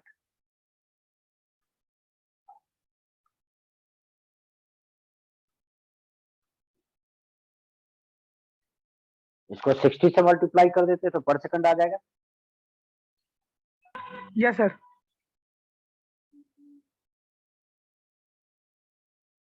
ठीक है,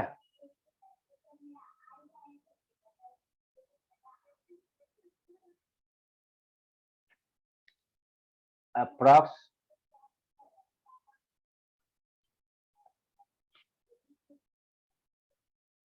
1.1 पर सेकंड हो जाएगा। ठीक है, यस सर। स्क्रीनशॉट ले लिया?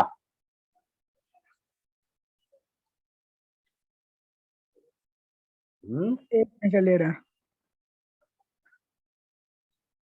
ले लिए सर। अगला क्वेश्चन क्या बोलता है? Radioactive nuclei X is produce at a constant rate alpha at T equal to 0। ये जो एक्स है ये कांस्टेंट रेट से प्रोड्यूस हो रहा है। रेट इसका क्या है प्रोड्यूस होने का? अल्फा पर सेकंड, है ना। At time t equal to 0 the number of X are 0। शुरू में टोटल एक्स कितना है? इसका नंबर 0 है, एंड नॉट है 0 शुरू है। Find first A the maximum number of nuclei X. B the number of nuclei at time T. Question में दिया डीके कांस्टेंट जो एक्स का वो कितना है, लैम्डा। तो लैम्डा एक रेडियो एक्टिव न्यूक्लियाई है और इसका डीके कांस्टेंट लैम्डा है और ये डीके करता है और ये एक दूसरा एलिमेंट बनाता है बाई। ठीक है, तो एट t इक्वल टू 0 मेरा एन नॉट कितना है, एन नॉट इक्वल टू 0, ये है ना।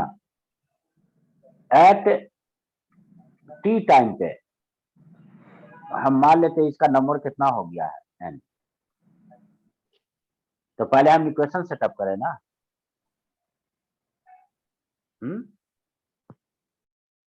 यस तो सर। देखो तो rate of formation of x क्या होगा, एक्स किस रेट से फॉर्म कर रहा है, अल्फा। या rate of increase of x हम लोग सीधा लिख लेते हैं, rate of increase of x. तो अल्फा रेट से ये फॉर्म कर रहा है और डीके कर जा रहा है कितना से, dn by dt lambda N. Lambda into N से, है ना। डीके का रेट यही ना, डीएन बाई डी क्या यस सर। होता है, लैम्डा एन, और ये माइनस क्योंकि ये डीके हो रहा था इससे माइनस लगा दिए। तो ये क्या हो गया, इसको हम लोग लिखेंगे D N by D T, यानी कि एक्स जिस रेट से इंक्रीज कर रहा है, ये हो गया alpha minus lambda into N. ये मेरा इक्वेशन सेटअप हो गया। तो that is D N upon alpha minus lambda N is equal to हम कितना के लिखेंगे, डी टी है, दोनों तरफ इंटीग्रेशन करेंगे।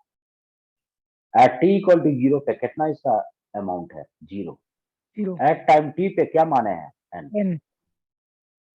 तो इसका इंटीग्रेशन कितना होगा, L N N alpha minus lambda N by lambda by minus lambda ना, yes sir minus lambda into t.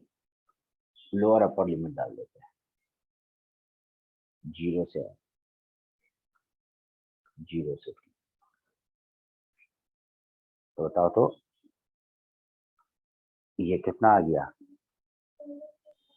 N L alpha N. By N. अब 0 पुट करेंगे तो ये अल्फा है ना, यस सर। और उधर कितना आ गया, minus lambda into T. Alpha से डिवाइड कर दिए और दोनों तरफ एंटी लॉग ले लिए, तो ये वाला टर्म हो गया 1 minus lambda N upon alpha is equal to e का पावर माइनस लैम्डा, यानी कि एन मुझे मिल गया, कितना आ गया एन का value, alpha by lambda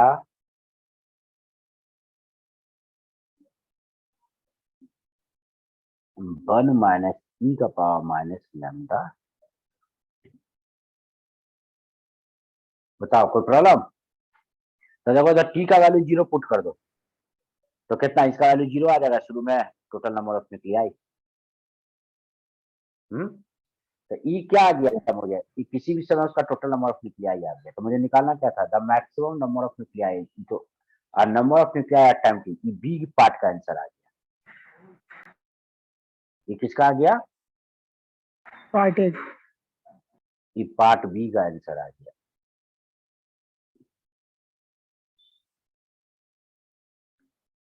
part A में मैक्सिमम नंबर ऑफ क्या निकालना है, एन का मैक्सिमम वैल्यू निकालना। देखो तो एन मैक्सिमम कब होगा, जब उसका फर्स्ट डेरिवेटिव क्या होगा, 0 होगा। पार्ट ए के लिए, पार्ट ए के लिए देखो हम यहीं से प्रोसीड कर सकते हैं।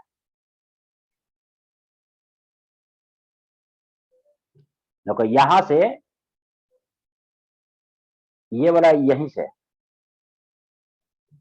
एन बी मैक्सिमम कब, जब उसका फर्स्ट डेरिवेटिव क्या होगा, if D N by D T equal to 0। ये पहला पार्ट का आंसर यहीं पे मिल जाएगा। मैंने दिस इंप्लाइज दैट क्या, alpha minus lambda N is equal to 0। तो यही मेरा एन मैक्सिमम हो जाएगा। तो एन मैक्स क्या हो जाएगा? Alpha by alpha by lambda. Lambda. ये हो गया पहला पार्ट का आंसर हो गया। और ये जो हो गया फंक्शन ऑफ टाइम आ गया कि किसी समय उसका पॉपुलेशन क्या होगा।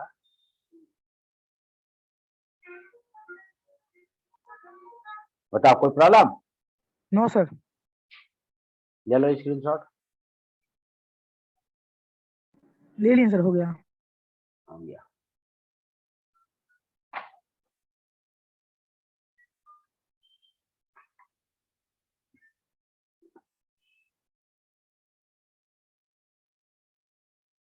अब ये क्वेश्चन कराने के लिए पहले तुमको पढ़ना होगा सक्सेसिव डिसइंटीग्रेशन,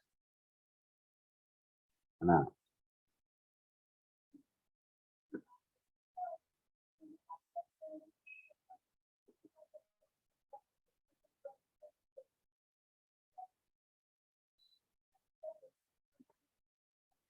क्या टॉपिक? Successive disintegration.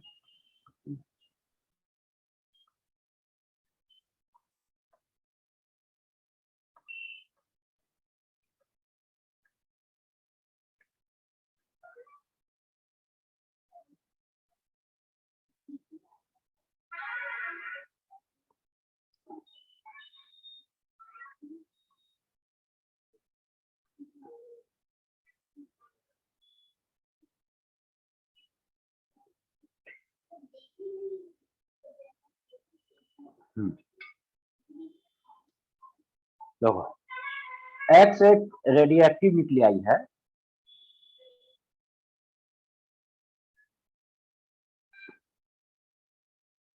और ये डिके करके बाई डॉटर न्यूक्लियाई बनाता है जो कि खुद एक रेडियोएक्टिव है। एक्स भी रेडियोएक्टिव है, साथ में बाई भी रेडियोएक्टिव है। और ये जब डिके करता है तो मान लेते हैं फाइनली स्टेबल प्रोडक्ट जेड बना है। ठीक है, तो एट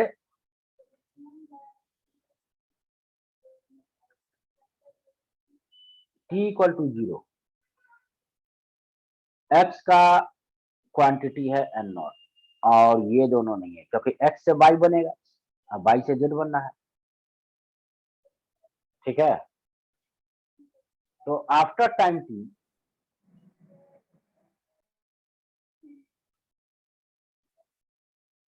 एट टी, इसके अमाउंट को हम क्या बोल रहे हैं? N x. इसके अमाउंट को हम क्या बोल रहे हैं? N Y. और इसके अमाउंट को हम लोग क्या बोल रहे हैं? N Z. तो ये बताओ, न्यूक्लियस तो टोटल नंबर ऑफ न्यूक्लियस तो मेरा कंजर्व ही रहेगा। एक्स जो डिके करेगा बाई बनेगा, तो ये इसका आप बाई जो डिके करेगा वो जेड बनेगा। तो कहने का मतलब शुरू में अगर टोटल मेरे पास एक्स का अगर 1000 न्यूक्लियस था तो किसी भी टाइम पे एन एक्स एन वाई और एन जेड क्या रहेगा? 1000 ही रहेगा। उसका समेशन तो फिक्स रहेगा, है ना। जो जो साथ में तुम्हारा डॉटर न्यूक्लियस के साथ अल्फा पार्टिकल निकलता है या बीटा निकलता है या गामा निकलता है, हमको उससे लेना देना नहीं। नंबर ऑफ न्यूक्लियस का काउंटिंग तो उतना ही रहेगा। ठीक है, कोई प्रॉब्लम? No sir. तब देखो तो एक्स का हम लोग देखें कि किस रेट से डीके कर रहा है।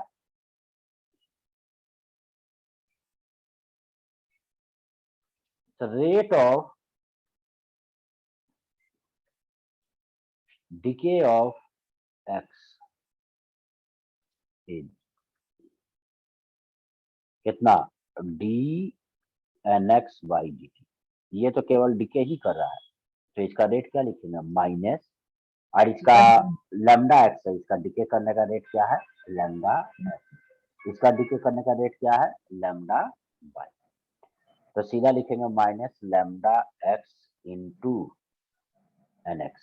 N naught. एन नॉट ना सर। अरे किसी टाइम पे तो एन एक्स ना है। Yes sir. हाँ? कितना है yes sir. At time T पे? एन एक्स है।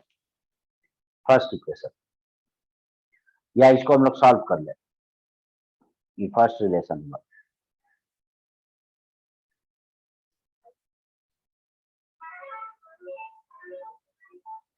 और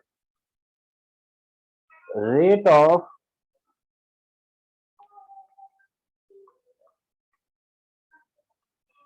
इंक्रीज ऑफ बाई,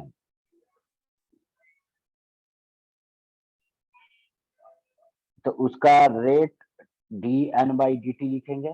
तो एक्चुअली ये फॉर्म करा जो x जिस रेट से डिक्रीज करा x ही ना बाई में कन्वर्ट हो रहा है, यस सर। तो बाई का रेट ऑफ फॉर्मेशन हो गया। तो लैम्डा एक्स एक्चुअली में बाई, हाँ बाई मेरा फॉर्म कर रहा किस रेट से, किसी भी समय, lambda X N X into N X, लेकिन साथ में ये खुद डिके कर जा रहा है किस रेट से, lambda by into N Y. N Y. ये हो गया इसका।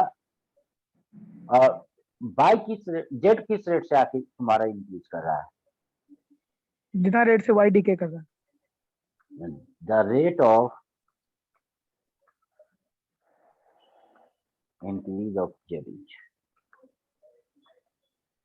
डी एन जेड, ऐसे इसका जरूरत नहीं पड़ेगा इसका इक्वेशन का, is equal to lambda by into N Y. तीसरा इक्वेशन, पहला वाला इक्वेशन को तो पहले ही हम लोग सॉल्व कर चुके हैं,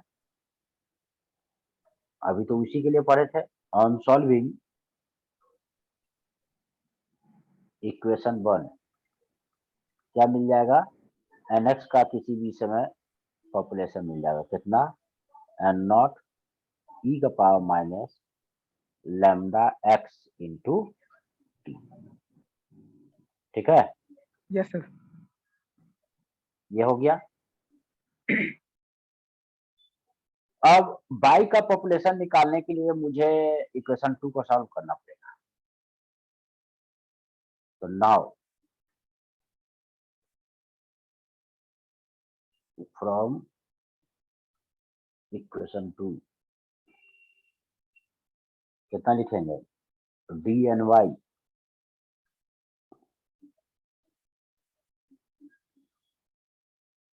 is equal to lambda X N X D T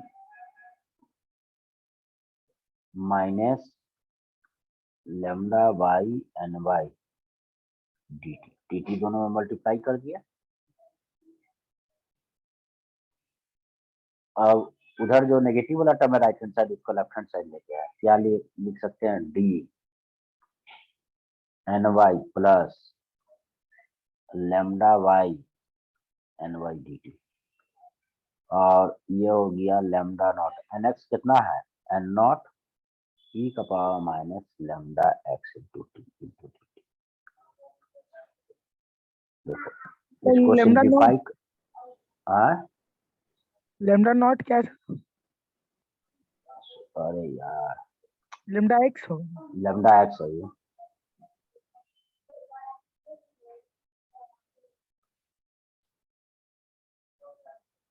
lambda x. अब देखो यहाँ हम दोनों तरफ क्या कर दे रहे हैं, मल्टीप्लाई कर रहे हैं ई का power lambda by into T,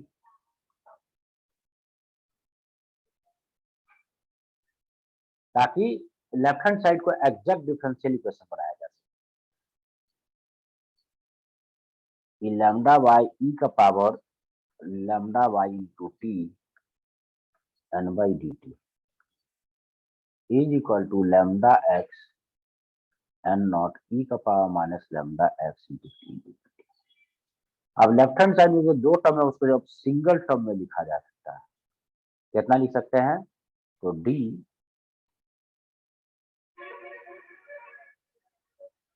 नहीं, अभी सिंगल टर्म में, ठीक है, डी ई का पावर लैम्डा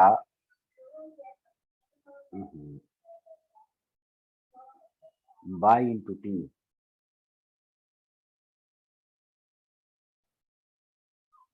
ये हो गया, और इधर साइड हो गया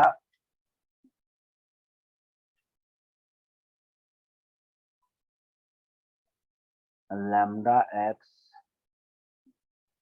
and not e का power lambda x into t into छूट गया है कुछ टर्म, एक तरफ सर, मल्टीप्लाई किए, एक साइड राइट हैंड साइड नहीं मल्टीप्लाई किया। Yes sir. तो इसको मल्टीप्लाई करेंगे इधर भी तो ये कितना हो जाएगा, ये लैम्डा हो बाई जाएगा T lambda by minus lambda X into T. और ये dt यहाँ पर सर भी डी कैसे लिखा? है ये डी क्या बाहर कैसे निकाले sir? D N Y E lambda T.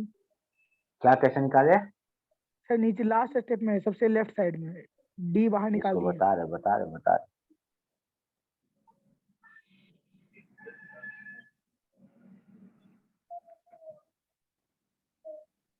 Lambda by minus lambda X into, देखो इसको डिफरेंशिएट करो तो किसी के भी रेस्पेक्ट में, टी के रेस्पेक्ट में या जिसके भी रेस्पेक्ट में, ठीक है ना, टी के ही रेस्पेक्ट में करो।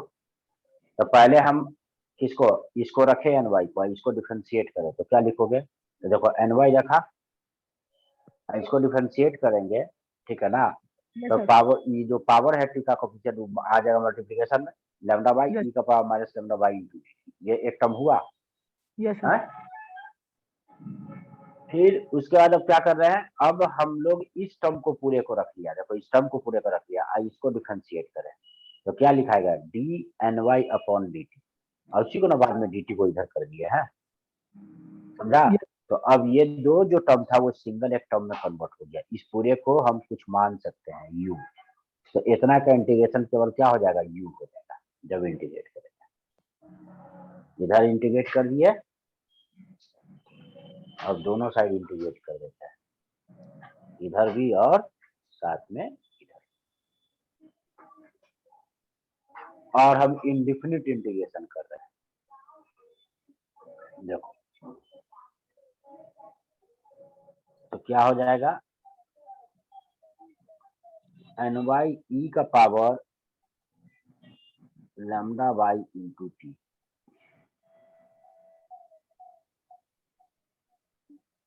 Is equal to lambda X and naught, e तो कांस्टेंट है, और ई का पावर उतना का इंटीग्रेशन उतना ही रह जाएगा, केवल कोफिशिएंट नीचे आके डिवाइड हो जाएगा, यस सर।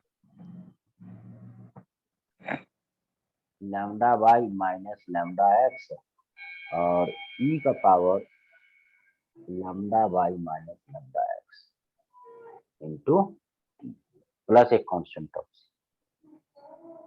अब हम लोग जानते हैं कि at T equal to 0 N Y कितना है, अरे केवल एन एक्स था ना, यस एन सर। वाई 0 है,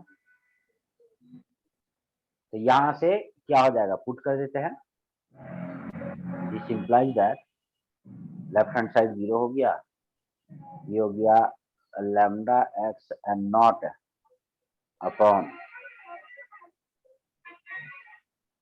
lambda Y minus lambda X, और टी का वैल्यू 0 ले लिए, तो बताओ इसका वैल्यू कितना हो जाएगा, 1 हो जाएगा, 1। Yes sir. और प्लस, तो यहां से मुझे सी का वैल्यू मिला,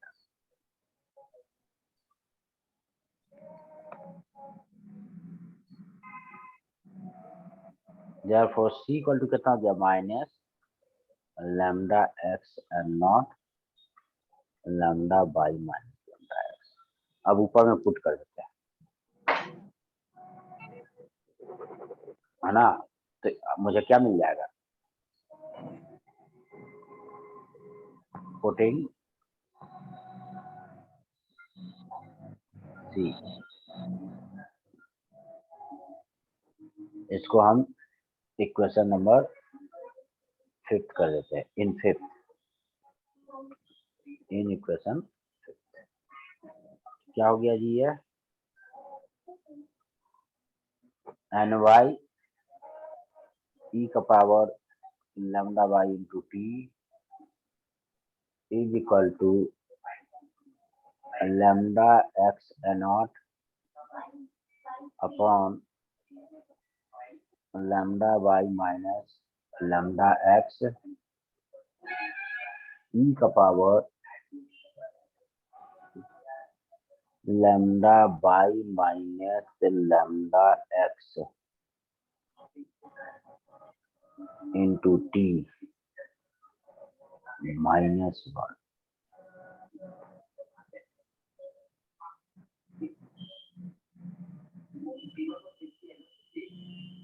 तो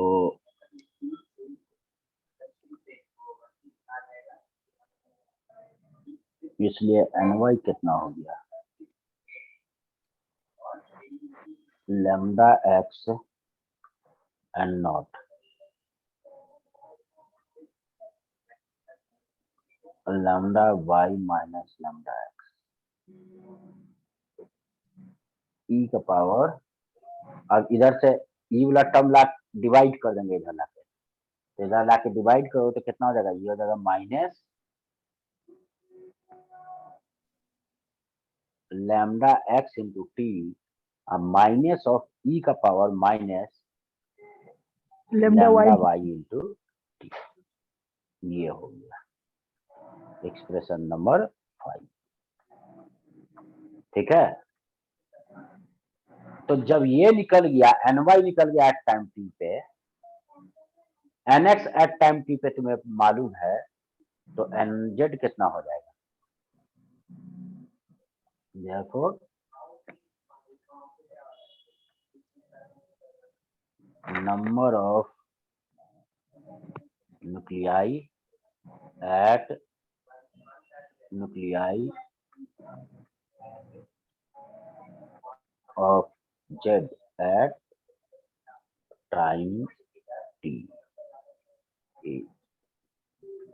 nz कितना लिखोगे, lambda Y into N Y, N naught minus N X minus N Y, बस इससे मिल जाए। एन एक्स और एन वाई दोनों पता है, घटा देंगे, निकाल देंगे। ठीक है, यस सर। बताओ कोई problem? No sir. Screenshot ले लो।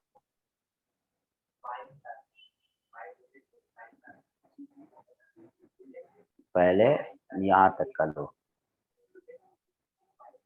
हो गया। या अब यहाँ से यहाँ तक लो, हो गया सर।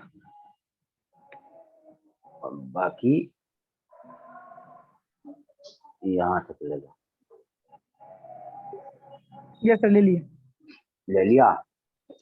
अब हम लोग ग्राफ प्लॉट करते हैं, है ना, किसका, एनवाई के कॉरेस्पॉन्ड।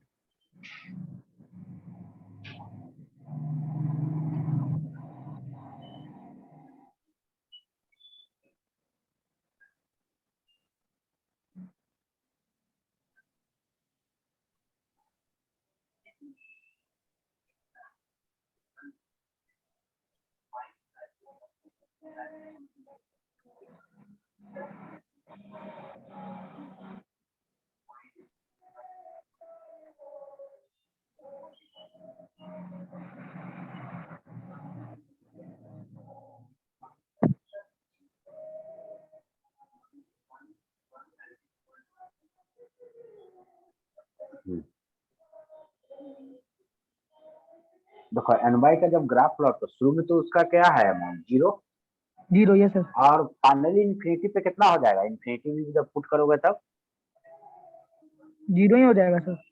इन्फिनिटी पुट करो तो 0 ही आ जाएगा। इन्फिनाइट टाइम पे एनएक्स और एनवाई सब खत्म हो जाएगा, केवल सब एनजेड में कन्वर्ट हो जाएगा। इसका मतलब कि बीच में इसका कुछ पॉपुलेशन आएगा, ये मैक्सिमम वैल्यू अटेंड करेगा, उसका फिर डिक्रीज करेगा। और मैक्सिमम कैसे निकालो, कब मैक्सिमम अटेंड करेगा, तो देखो ये वाला इक्वेशन है, जिस समय एनवाई का फर्स्ट डेरिवेटिव मेरा क्या हो जाएगा, 0 हो जाएगा। ये यानी कि जिस समय lambda NX is equal to lambda by into NY के बराबर होगा, उस समय क्या होगा, पॉपुलेशन मैक्सिमम। उसके पहले कौन ज्यादा था, शुरू में तो एनवाई 0 है, तो शुरू में ये ज्यादा है, जब तक ये ज्यादा होगा lambda X into N X किससे, lambda by into N Y से, तब तक इसका पॉपुलेशन बढ़ेगा। और जब बराबर हो जाएगा तो पॉपुलेशन वहां पे मैक्सिमम पहुंच जाएगा। उसके बाद क्या हो जाएगा, अब इधर से चूंकि एन एक्स घट गया है, क्योंकि एन एक्स भी तो तुम्हारा क्या रहा है, वो घटते जा रहा है, तो ये डिक्रीज कर चुका, अब ये ज्यादा हो जाएगा, तो ये क्या होगा, घटने लगेगा। उसके बाद पॉपुलेशन, तो ग्राफ जब इसका प्लॉट करेगा तो कुछ ऐसा प्लॉट है, ये ऐसे मैक्सिमम अटेंड करेगा, फिर ये इंफिनिटी जाते जाते,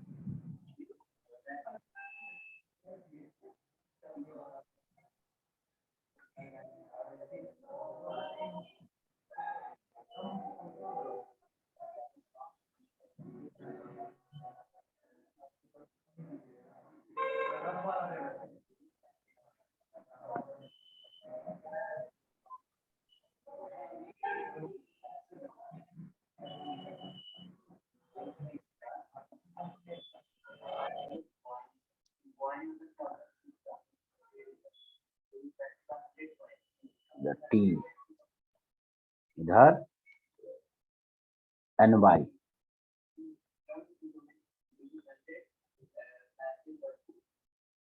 यहाँ पे क्या है, इधर रीजन में N X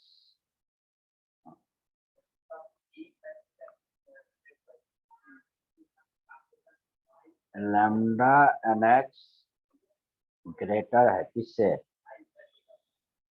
lambda Y N Y से। स्टॉप पोजीशन पे क्या हुआ, यहाँ पे लैम्डा एक्स एन एक्स बराबर होगा लैम्डा बाई एन वाई के, यही यहाँ पे एन वाई का ये मैक्सिमम वैल्यू होगा। ये क्या होगा, यहाँ पे एन वाई जो होगा वो मैक्स होगा पॉपुलेशन उसका, फिर उसका पॉपुलेशन घटने लगेगा। इधर साइड क्या तुमको मिलेगा, इधर साइड मिलेगा लैम्डा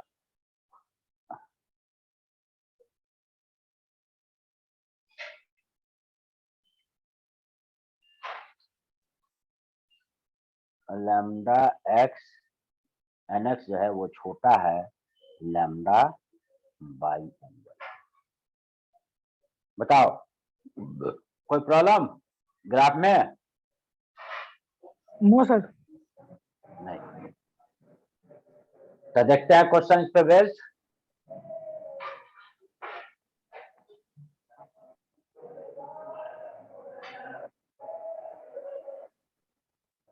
देखो क्या है, तो इसके ऊपर वाला तो सेम टाइप का था ना, क्या ऊपर वाला क्वेश्चन इससे इक्वेशन पहले। 1 है। यस हाँ? क्वेश्चन क्वेश्चन क्वेश्चन हाँ जी, क्वेश्चन इसी पे बेस्ड है। अब ऊपर ये डेरिवेशन करना नहीं, आईटी का पूछा हुआ क्वेश्चन है, सक्सेसिव डिसइंटीग्रेशन आईटी पूछा, जब पूछा था तो एक्सप्रेशन लिख दिया था सीधा। देखो ये तुम्हारा किसका, एनएक्स का एक्सप्रेशन है, एनएक्स का पॉपुलेशन किसी भी टाइम टी पे कैसे दोगे, है ना, यस है?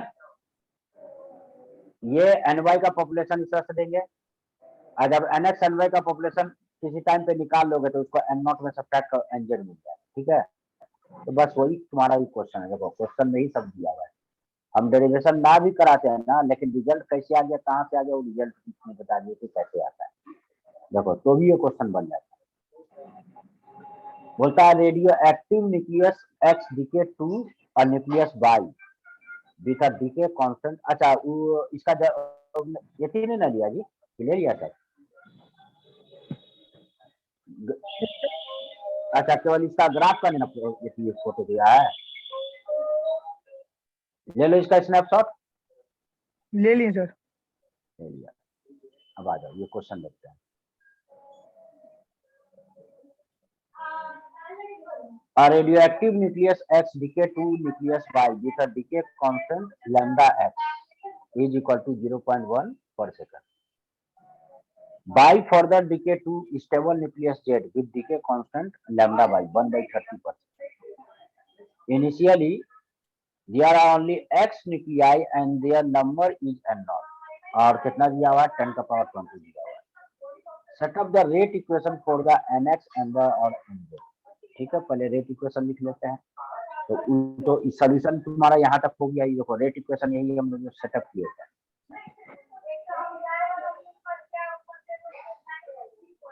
तो तुम्हारा इक्वेशन 1 2 3 जो हुआ यही मेरा क्या हो गया, रेट इक्वेशन हो गया। इसको वहां पे लिख लोगे, ठीक ना, सॉल्यूशन में क्या करोगे? हाँ, इस रूम का एक एक्स का मान लेंगे सर n0 क्या हुआ? इक्वेशन लिख देंगे सर, यही वाला nx ny वाला। हाँ, यही लिख दोगे, ये पहला पार्ट का आंसर हो गया। ठीक है, यस सर। इतना फोटो खींच लो। ये तुम्हारा क्या हो गया, उसका फर्स्ट पार्ट का आंसर हो गया। ये तो बस यही तीन इक्वेशन लिखना था। पहला एक्स का रेट इक्वेशन लिखना है, बाई का रेट इक्वेशन लिखना है, और ये जेड का रेट इक्वेशन लिखना है, ठीक है ना। ऐसे ही दिखा के एट टाइम तुम्हारे जीरो पे एक्स एन नॉट है, ये जीरो है, बाई या जेड भी जीरो है। एट टाइम टी पे एक्स एन एक्स है, बाई एन वाई है, और ये जेड एन जेड है, और रेट इक्वेशन लिखनी। ये पहला पार्ट का मेरा आंसर कंप्लीट हो गया। कोई प्रॉब्लम? एक सेकंड स्क्रीनशॉट बोलो। लेता हूं। ना अभी वहीं पे कर देते। देखो देखो, चिंता मत करो।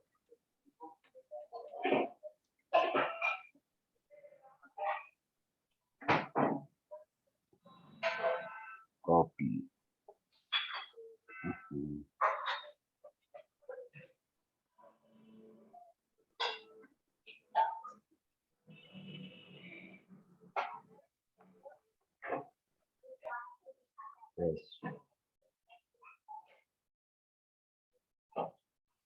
आ गया, ठीक है।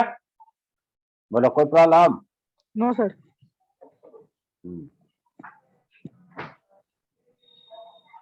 अब देखो, अब इसके बाद क्या बोल रहा है? The population of Y nucleus as a function of time is given. देखो सीधा फॉर्मूले ही लिख दिया है ना, तुम्हारा काम तो आसान हो गया। Find the time at which N Y is maximum. कब मैक्सिमम होगा जी एन वाई? जब इतना इक्वल टू क्या होगा, जीरो हो जाएगा। अरे बाई मैक्सिमम उस समय उसका फर्स्ट डेरिवेटिव क्या होना चाहिए, जीरो। तो सेकंड वाले पार्ट के लिए देखो,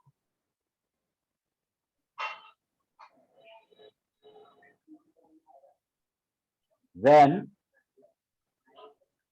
n by is maximum,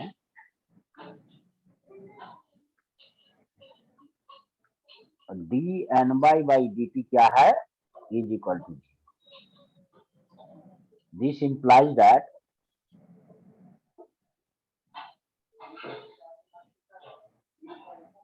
lambda x into nx is equal to lambda by into n.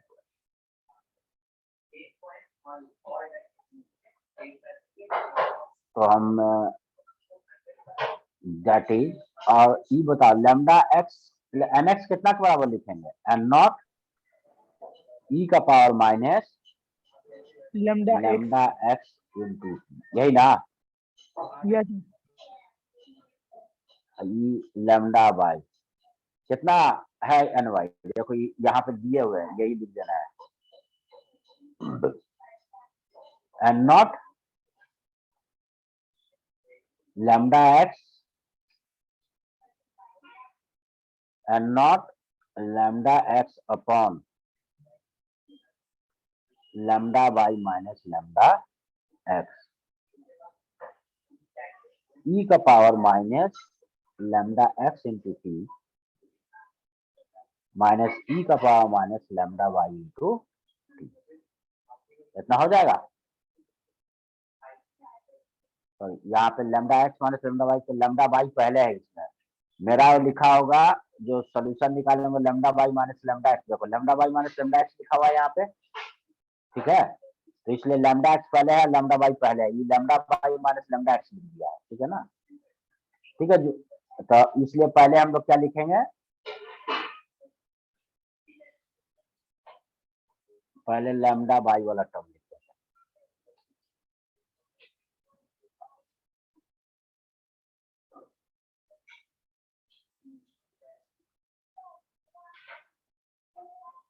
Lambda by T minus ई का power minus lambda X into, ठीक है। अब वैल्यू ला के पुट कर दो, लैम्डा एक्स लैम्डा बाई सब दिया हुआ है और एन नॉट भी दिया हुआ है। एन नॉट तो दोनों तरफ से कट ही गया, पहले ये एन नॉट और ये एन नॉट कट गया। पुट करते हैं इसका value,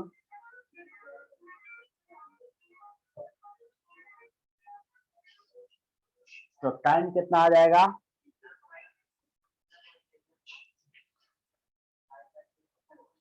time t equal to हो जाएगा 1 by lambda by minus lambda x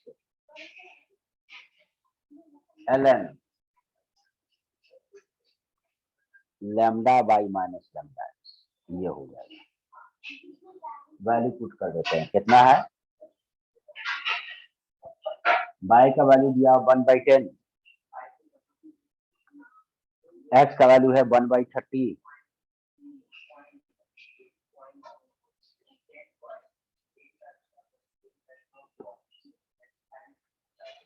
Y उल्टा लिखा गया है, yes sir. By lambda x 1/10, हाँ ठीक है।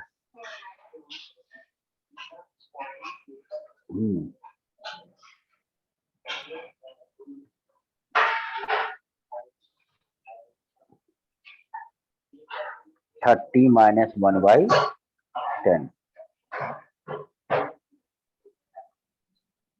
ln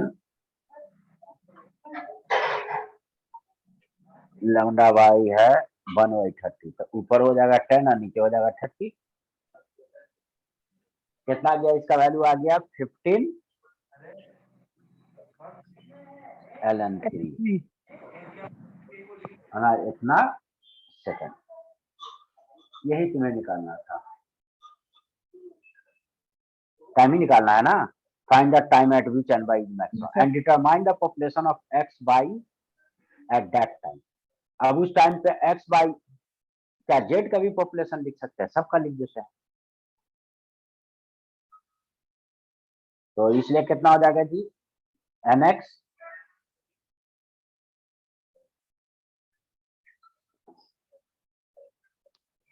हम लोग लिखेंगे लैम्डा नॉट ई का power minus lambda X into T से। कितना हो गया, एन नॉट है 10 का पावर 20, ई का power minus 0.1 into time, time कितना 15 ln, निकाल लीजिए इसका value. Yes sir. N Y कितना हो गया, तो एन वाई है N not lambda X divided by lambda Y minus lambda X E का power minus lambda Y into T minus of E का power minus lambda X into T. Value put कर देंगे,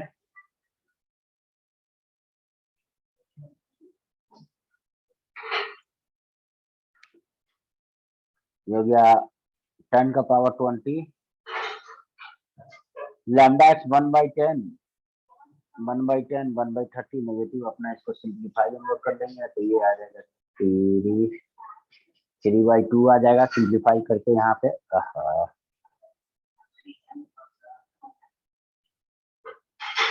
simplify करो तो इतना मिल जाएगा,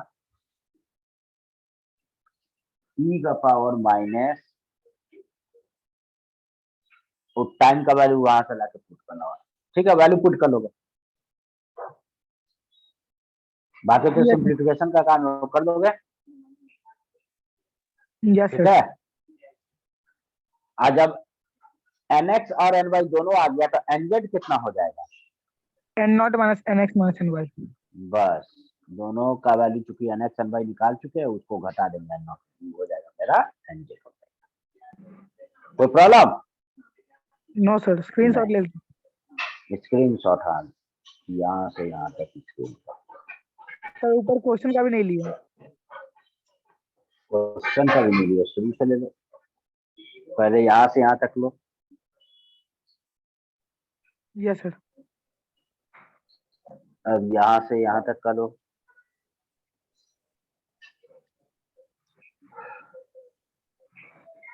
yes sir.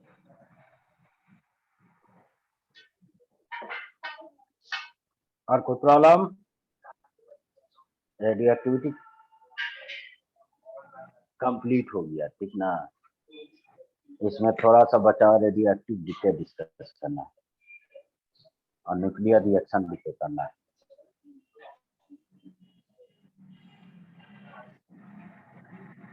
ज्यादा है नहीं, बस इतना ही, ये भी क्वेश्चन।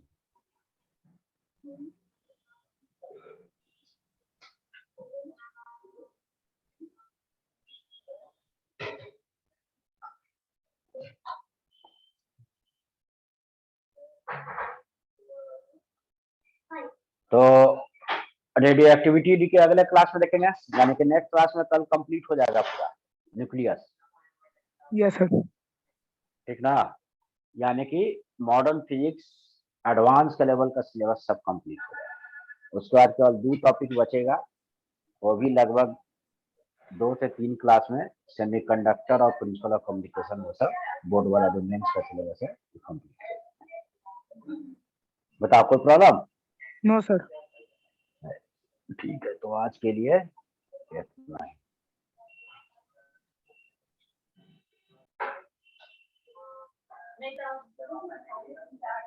ना हम 4 बजे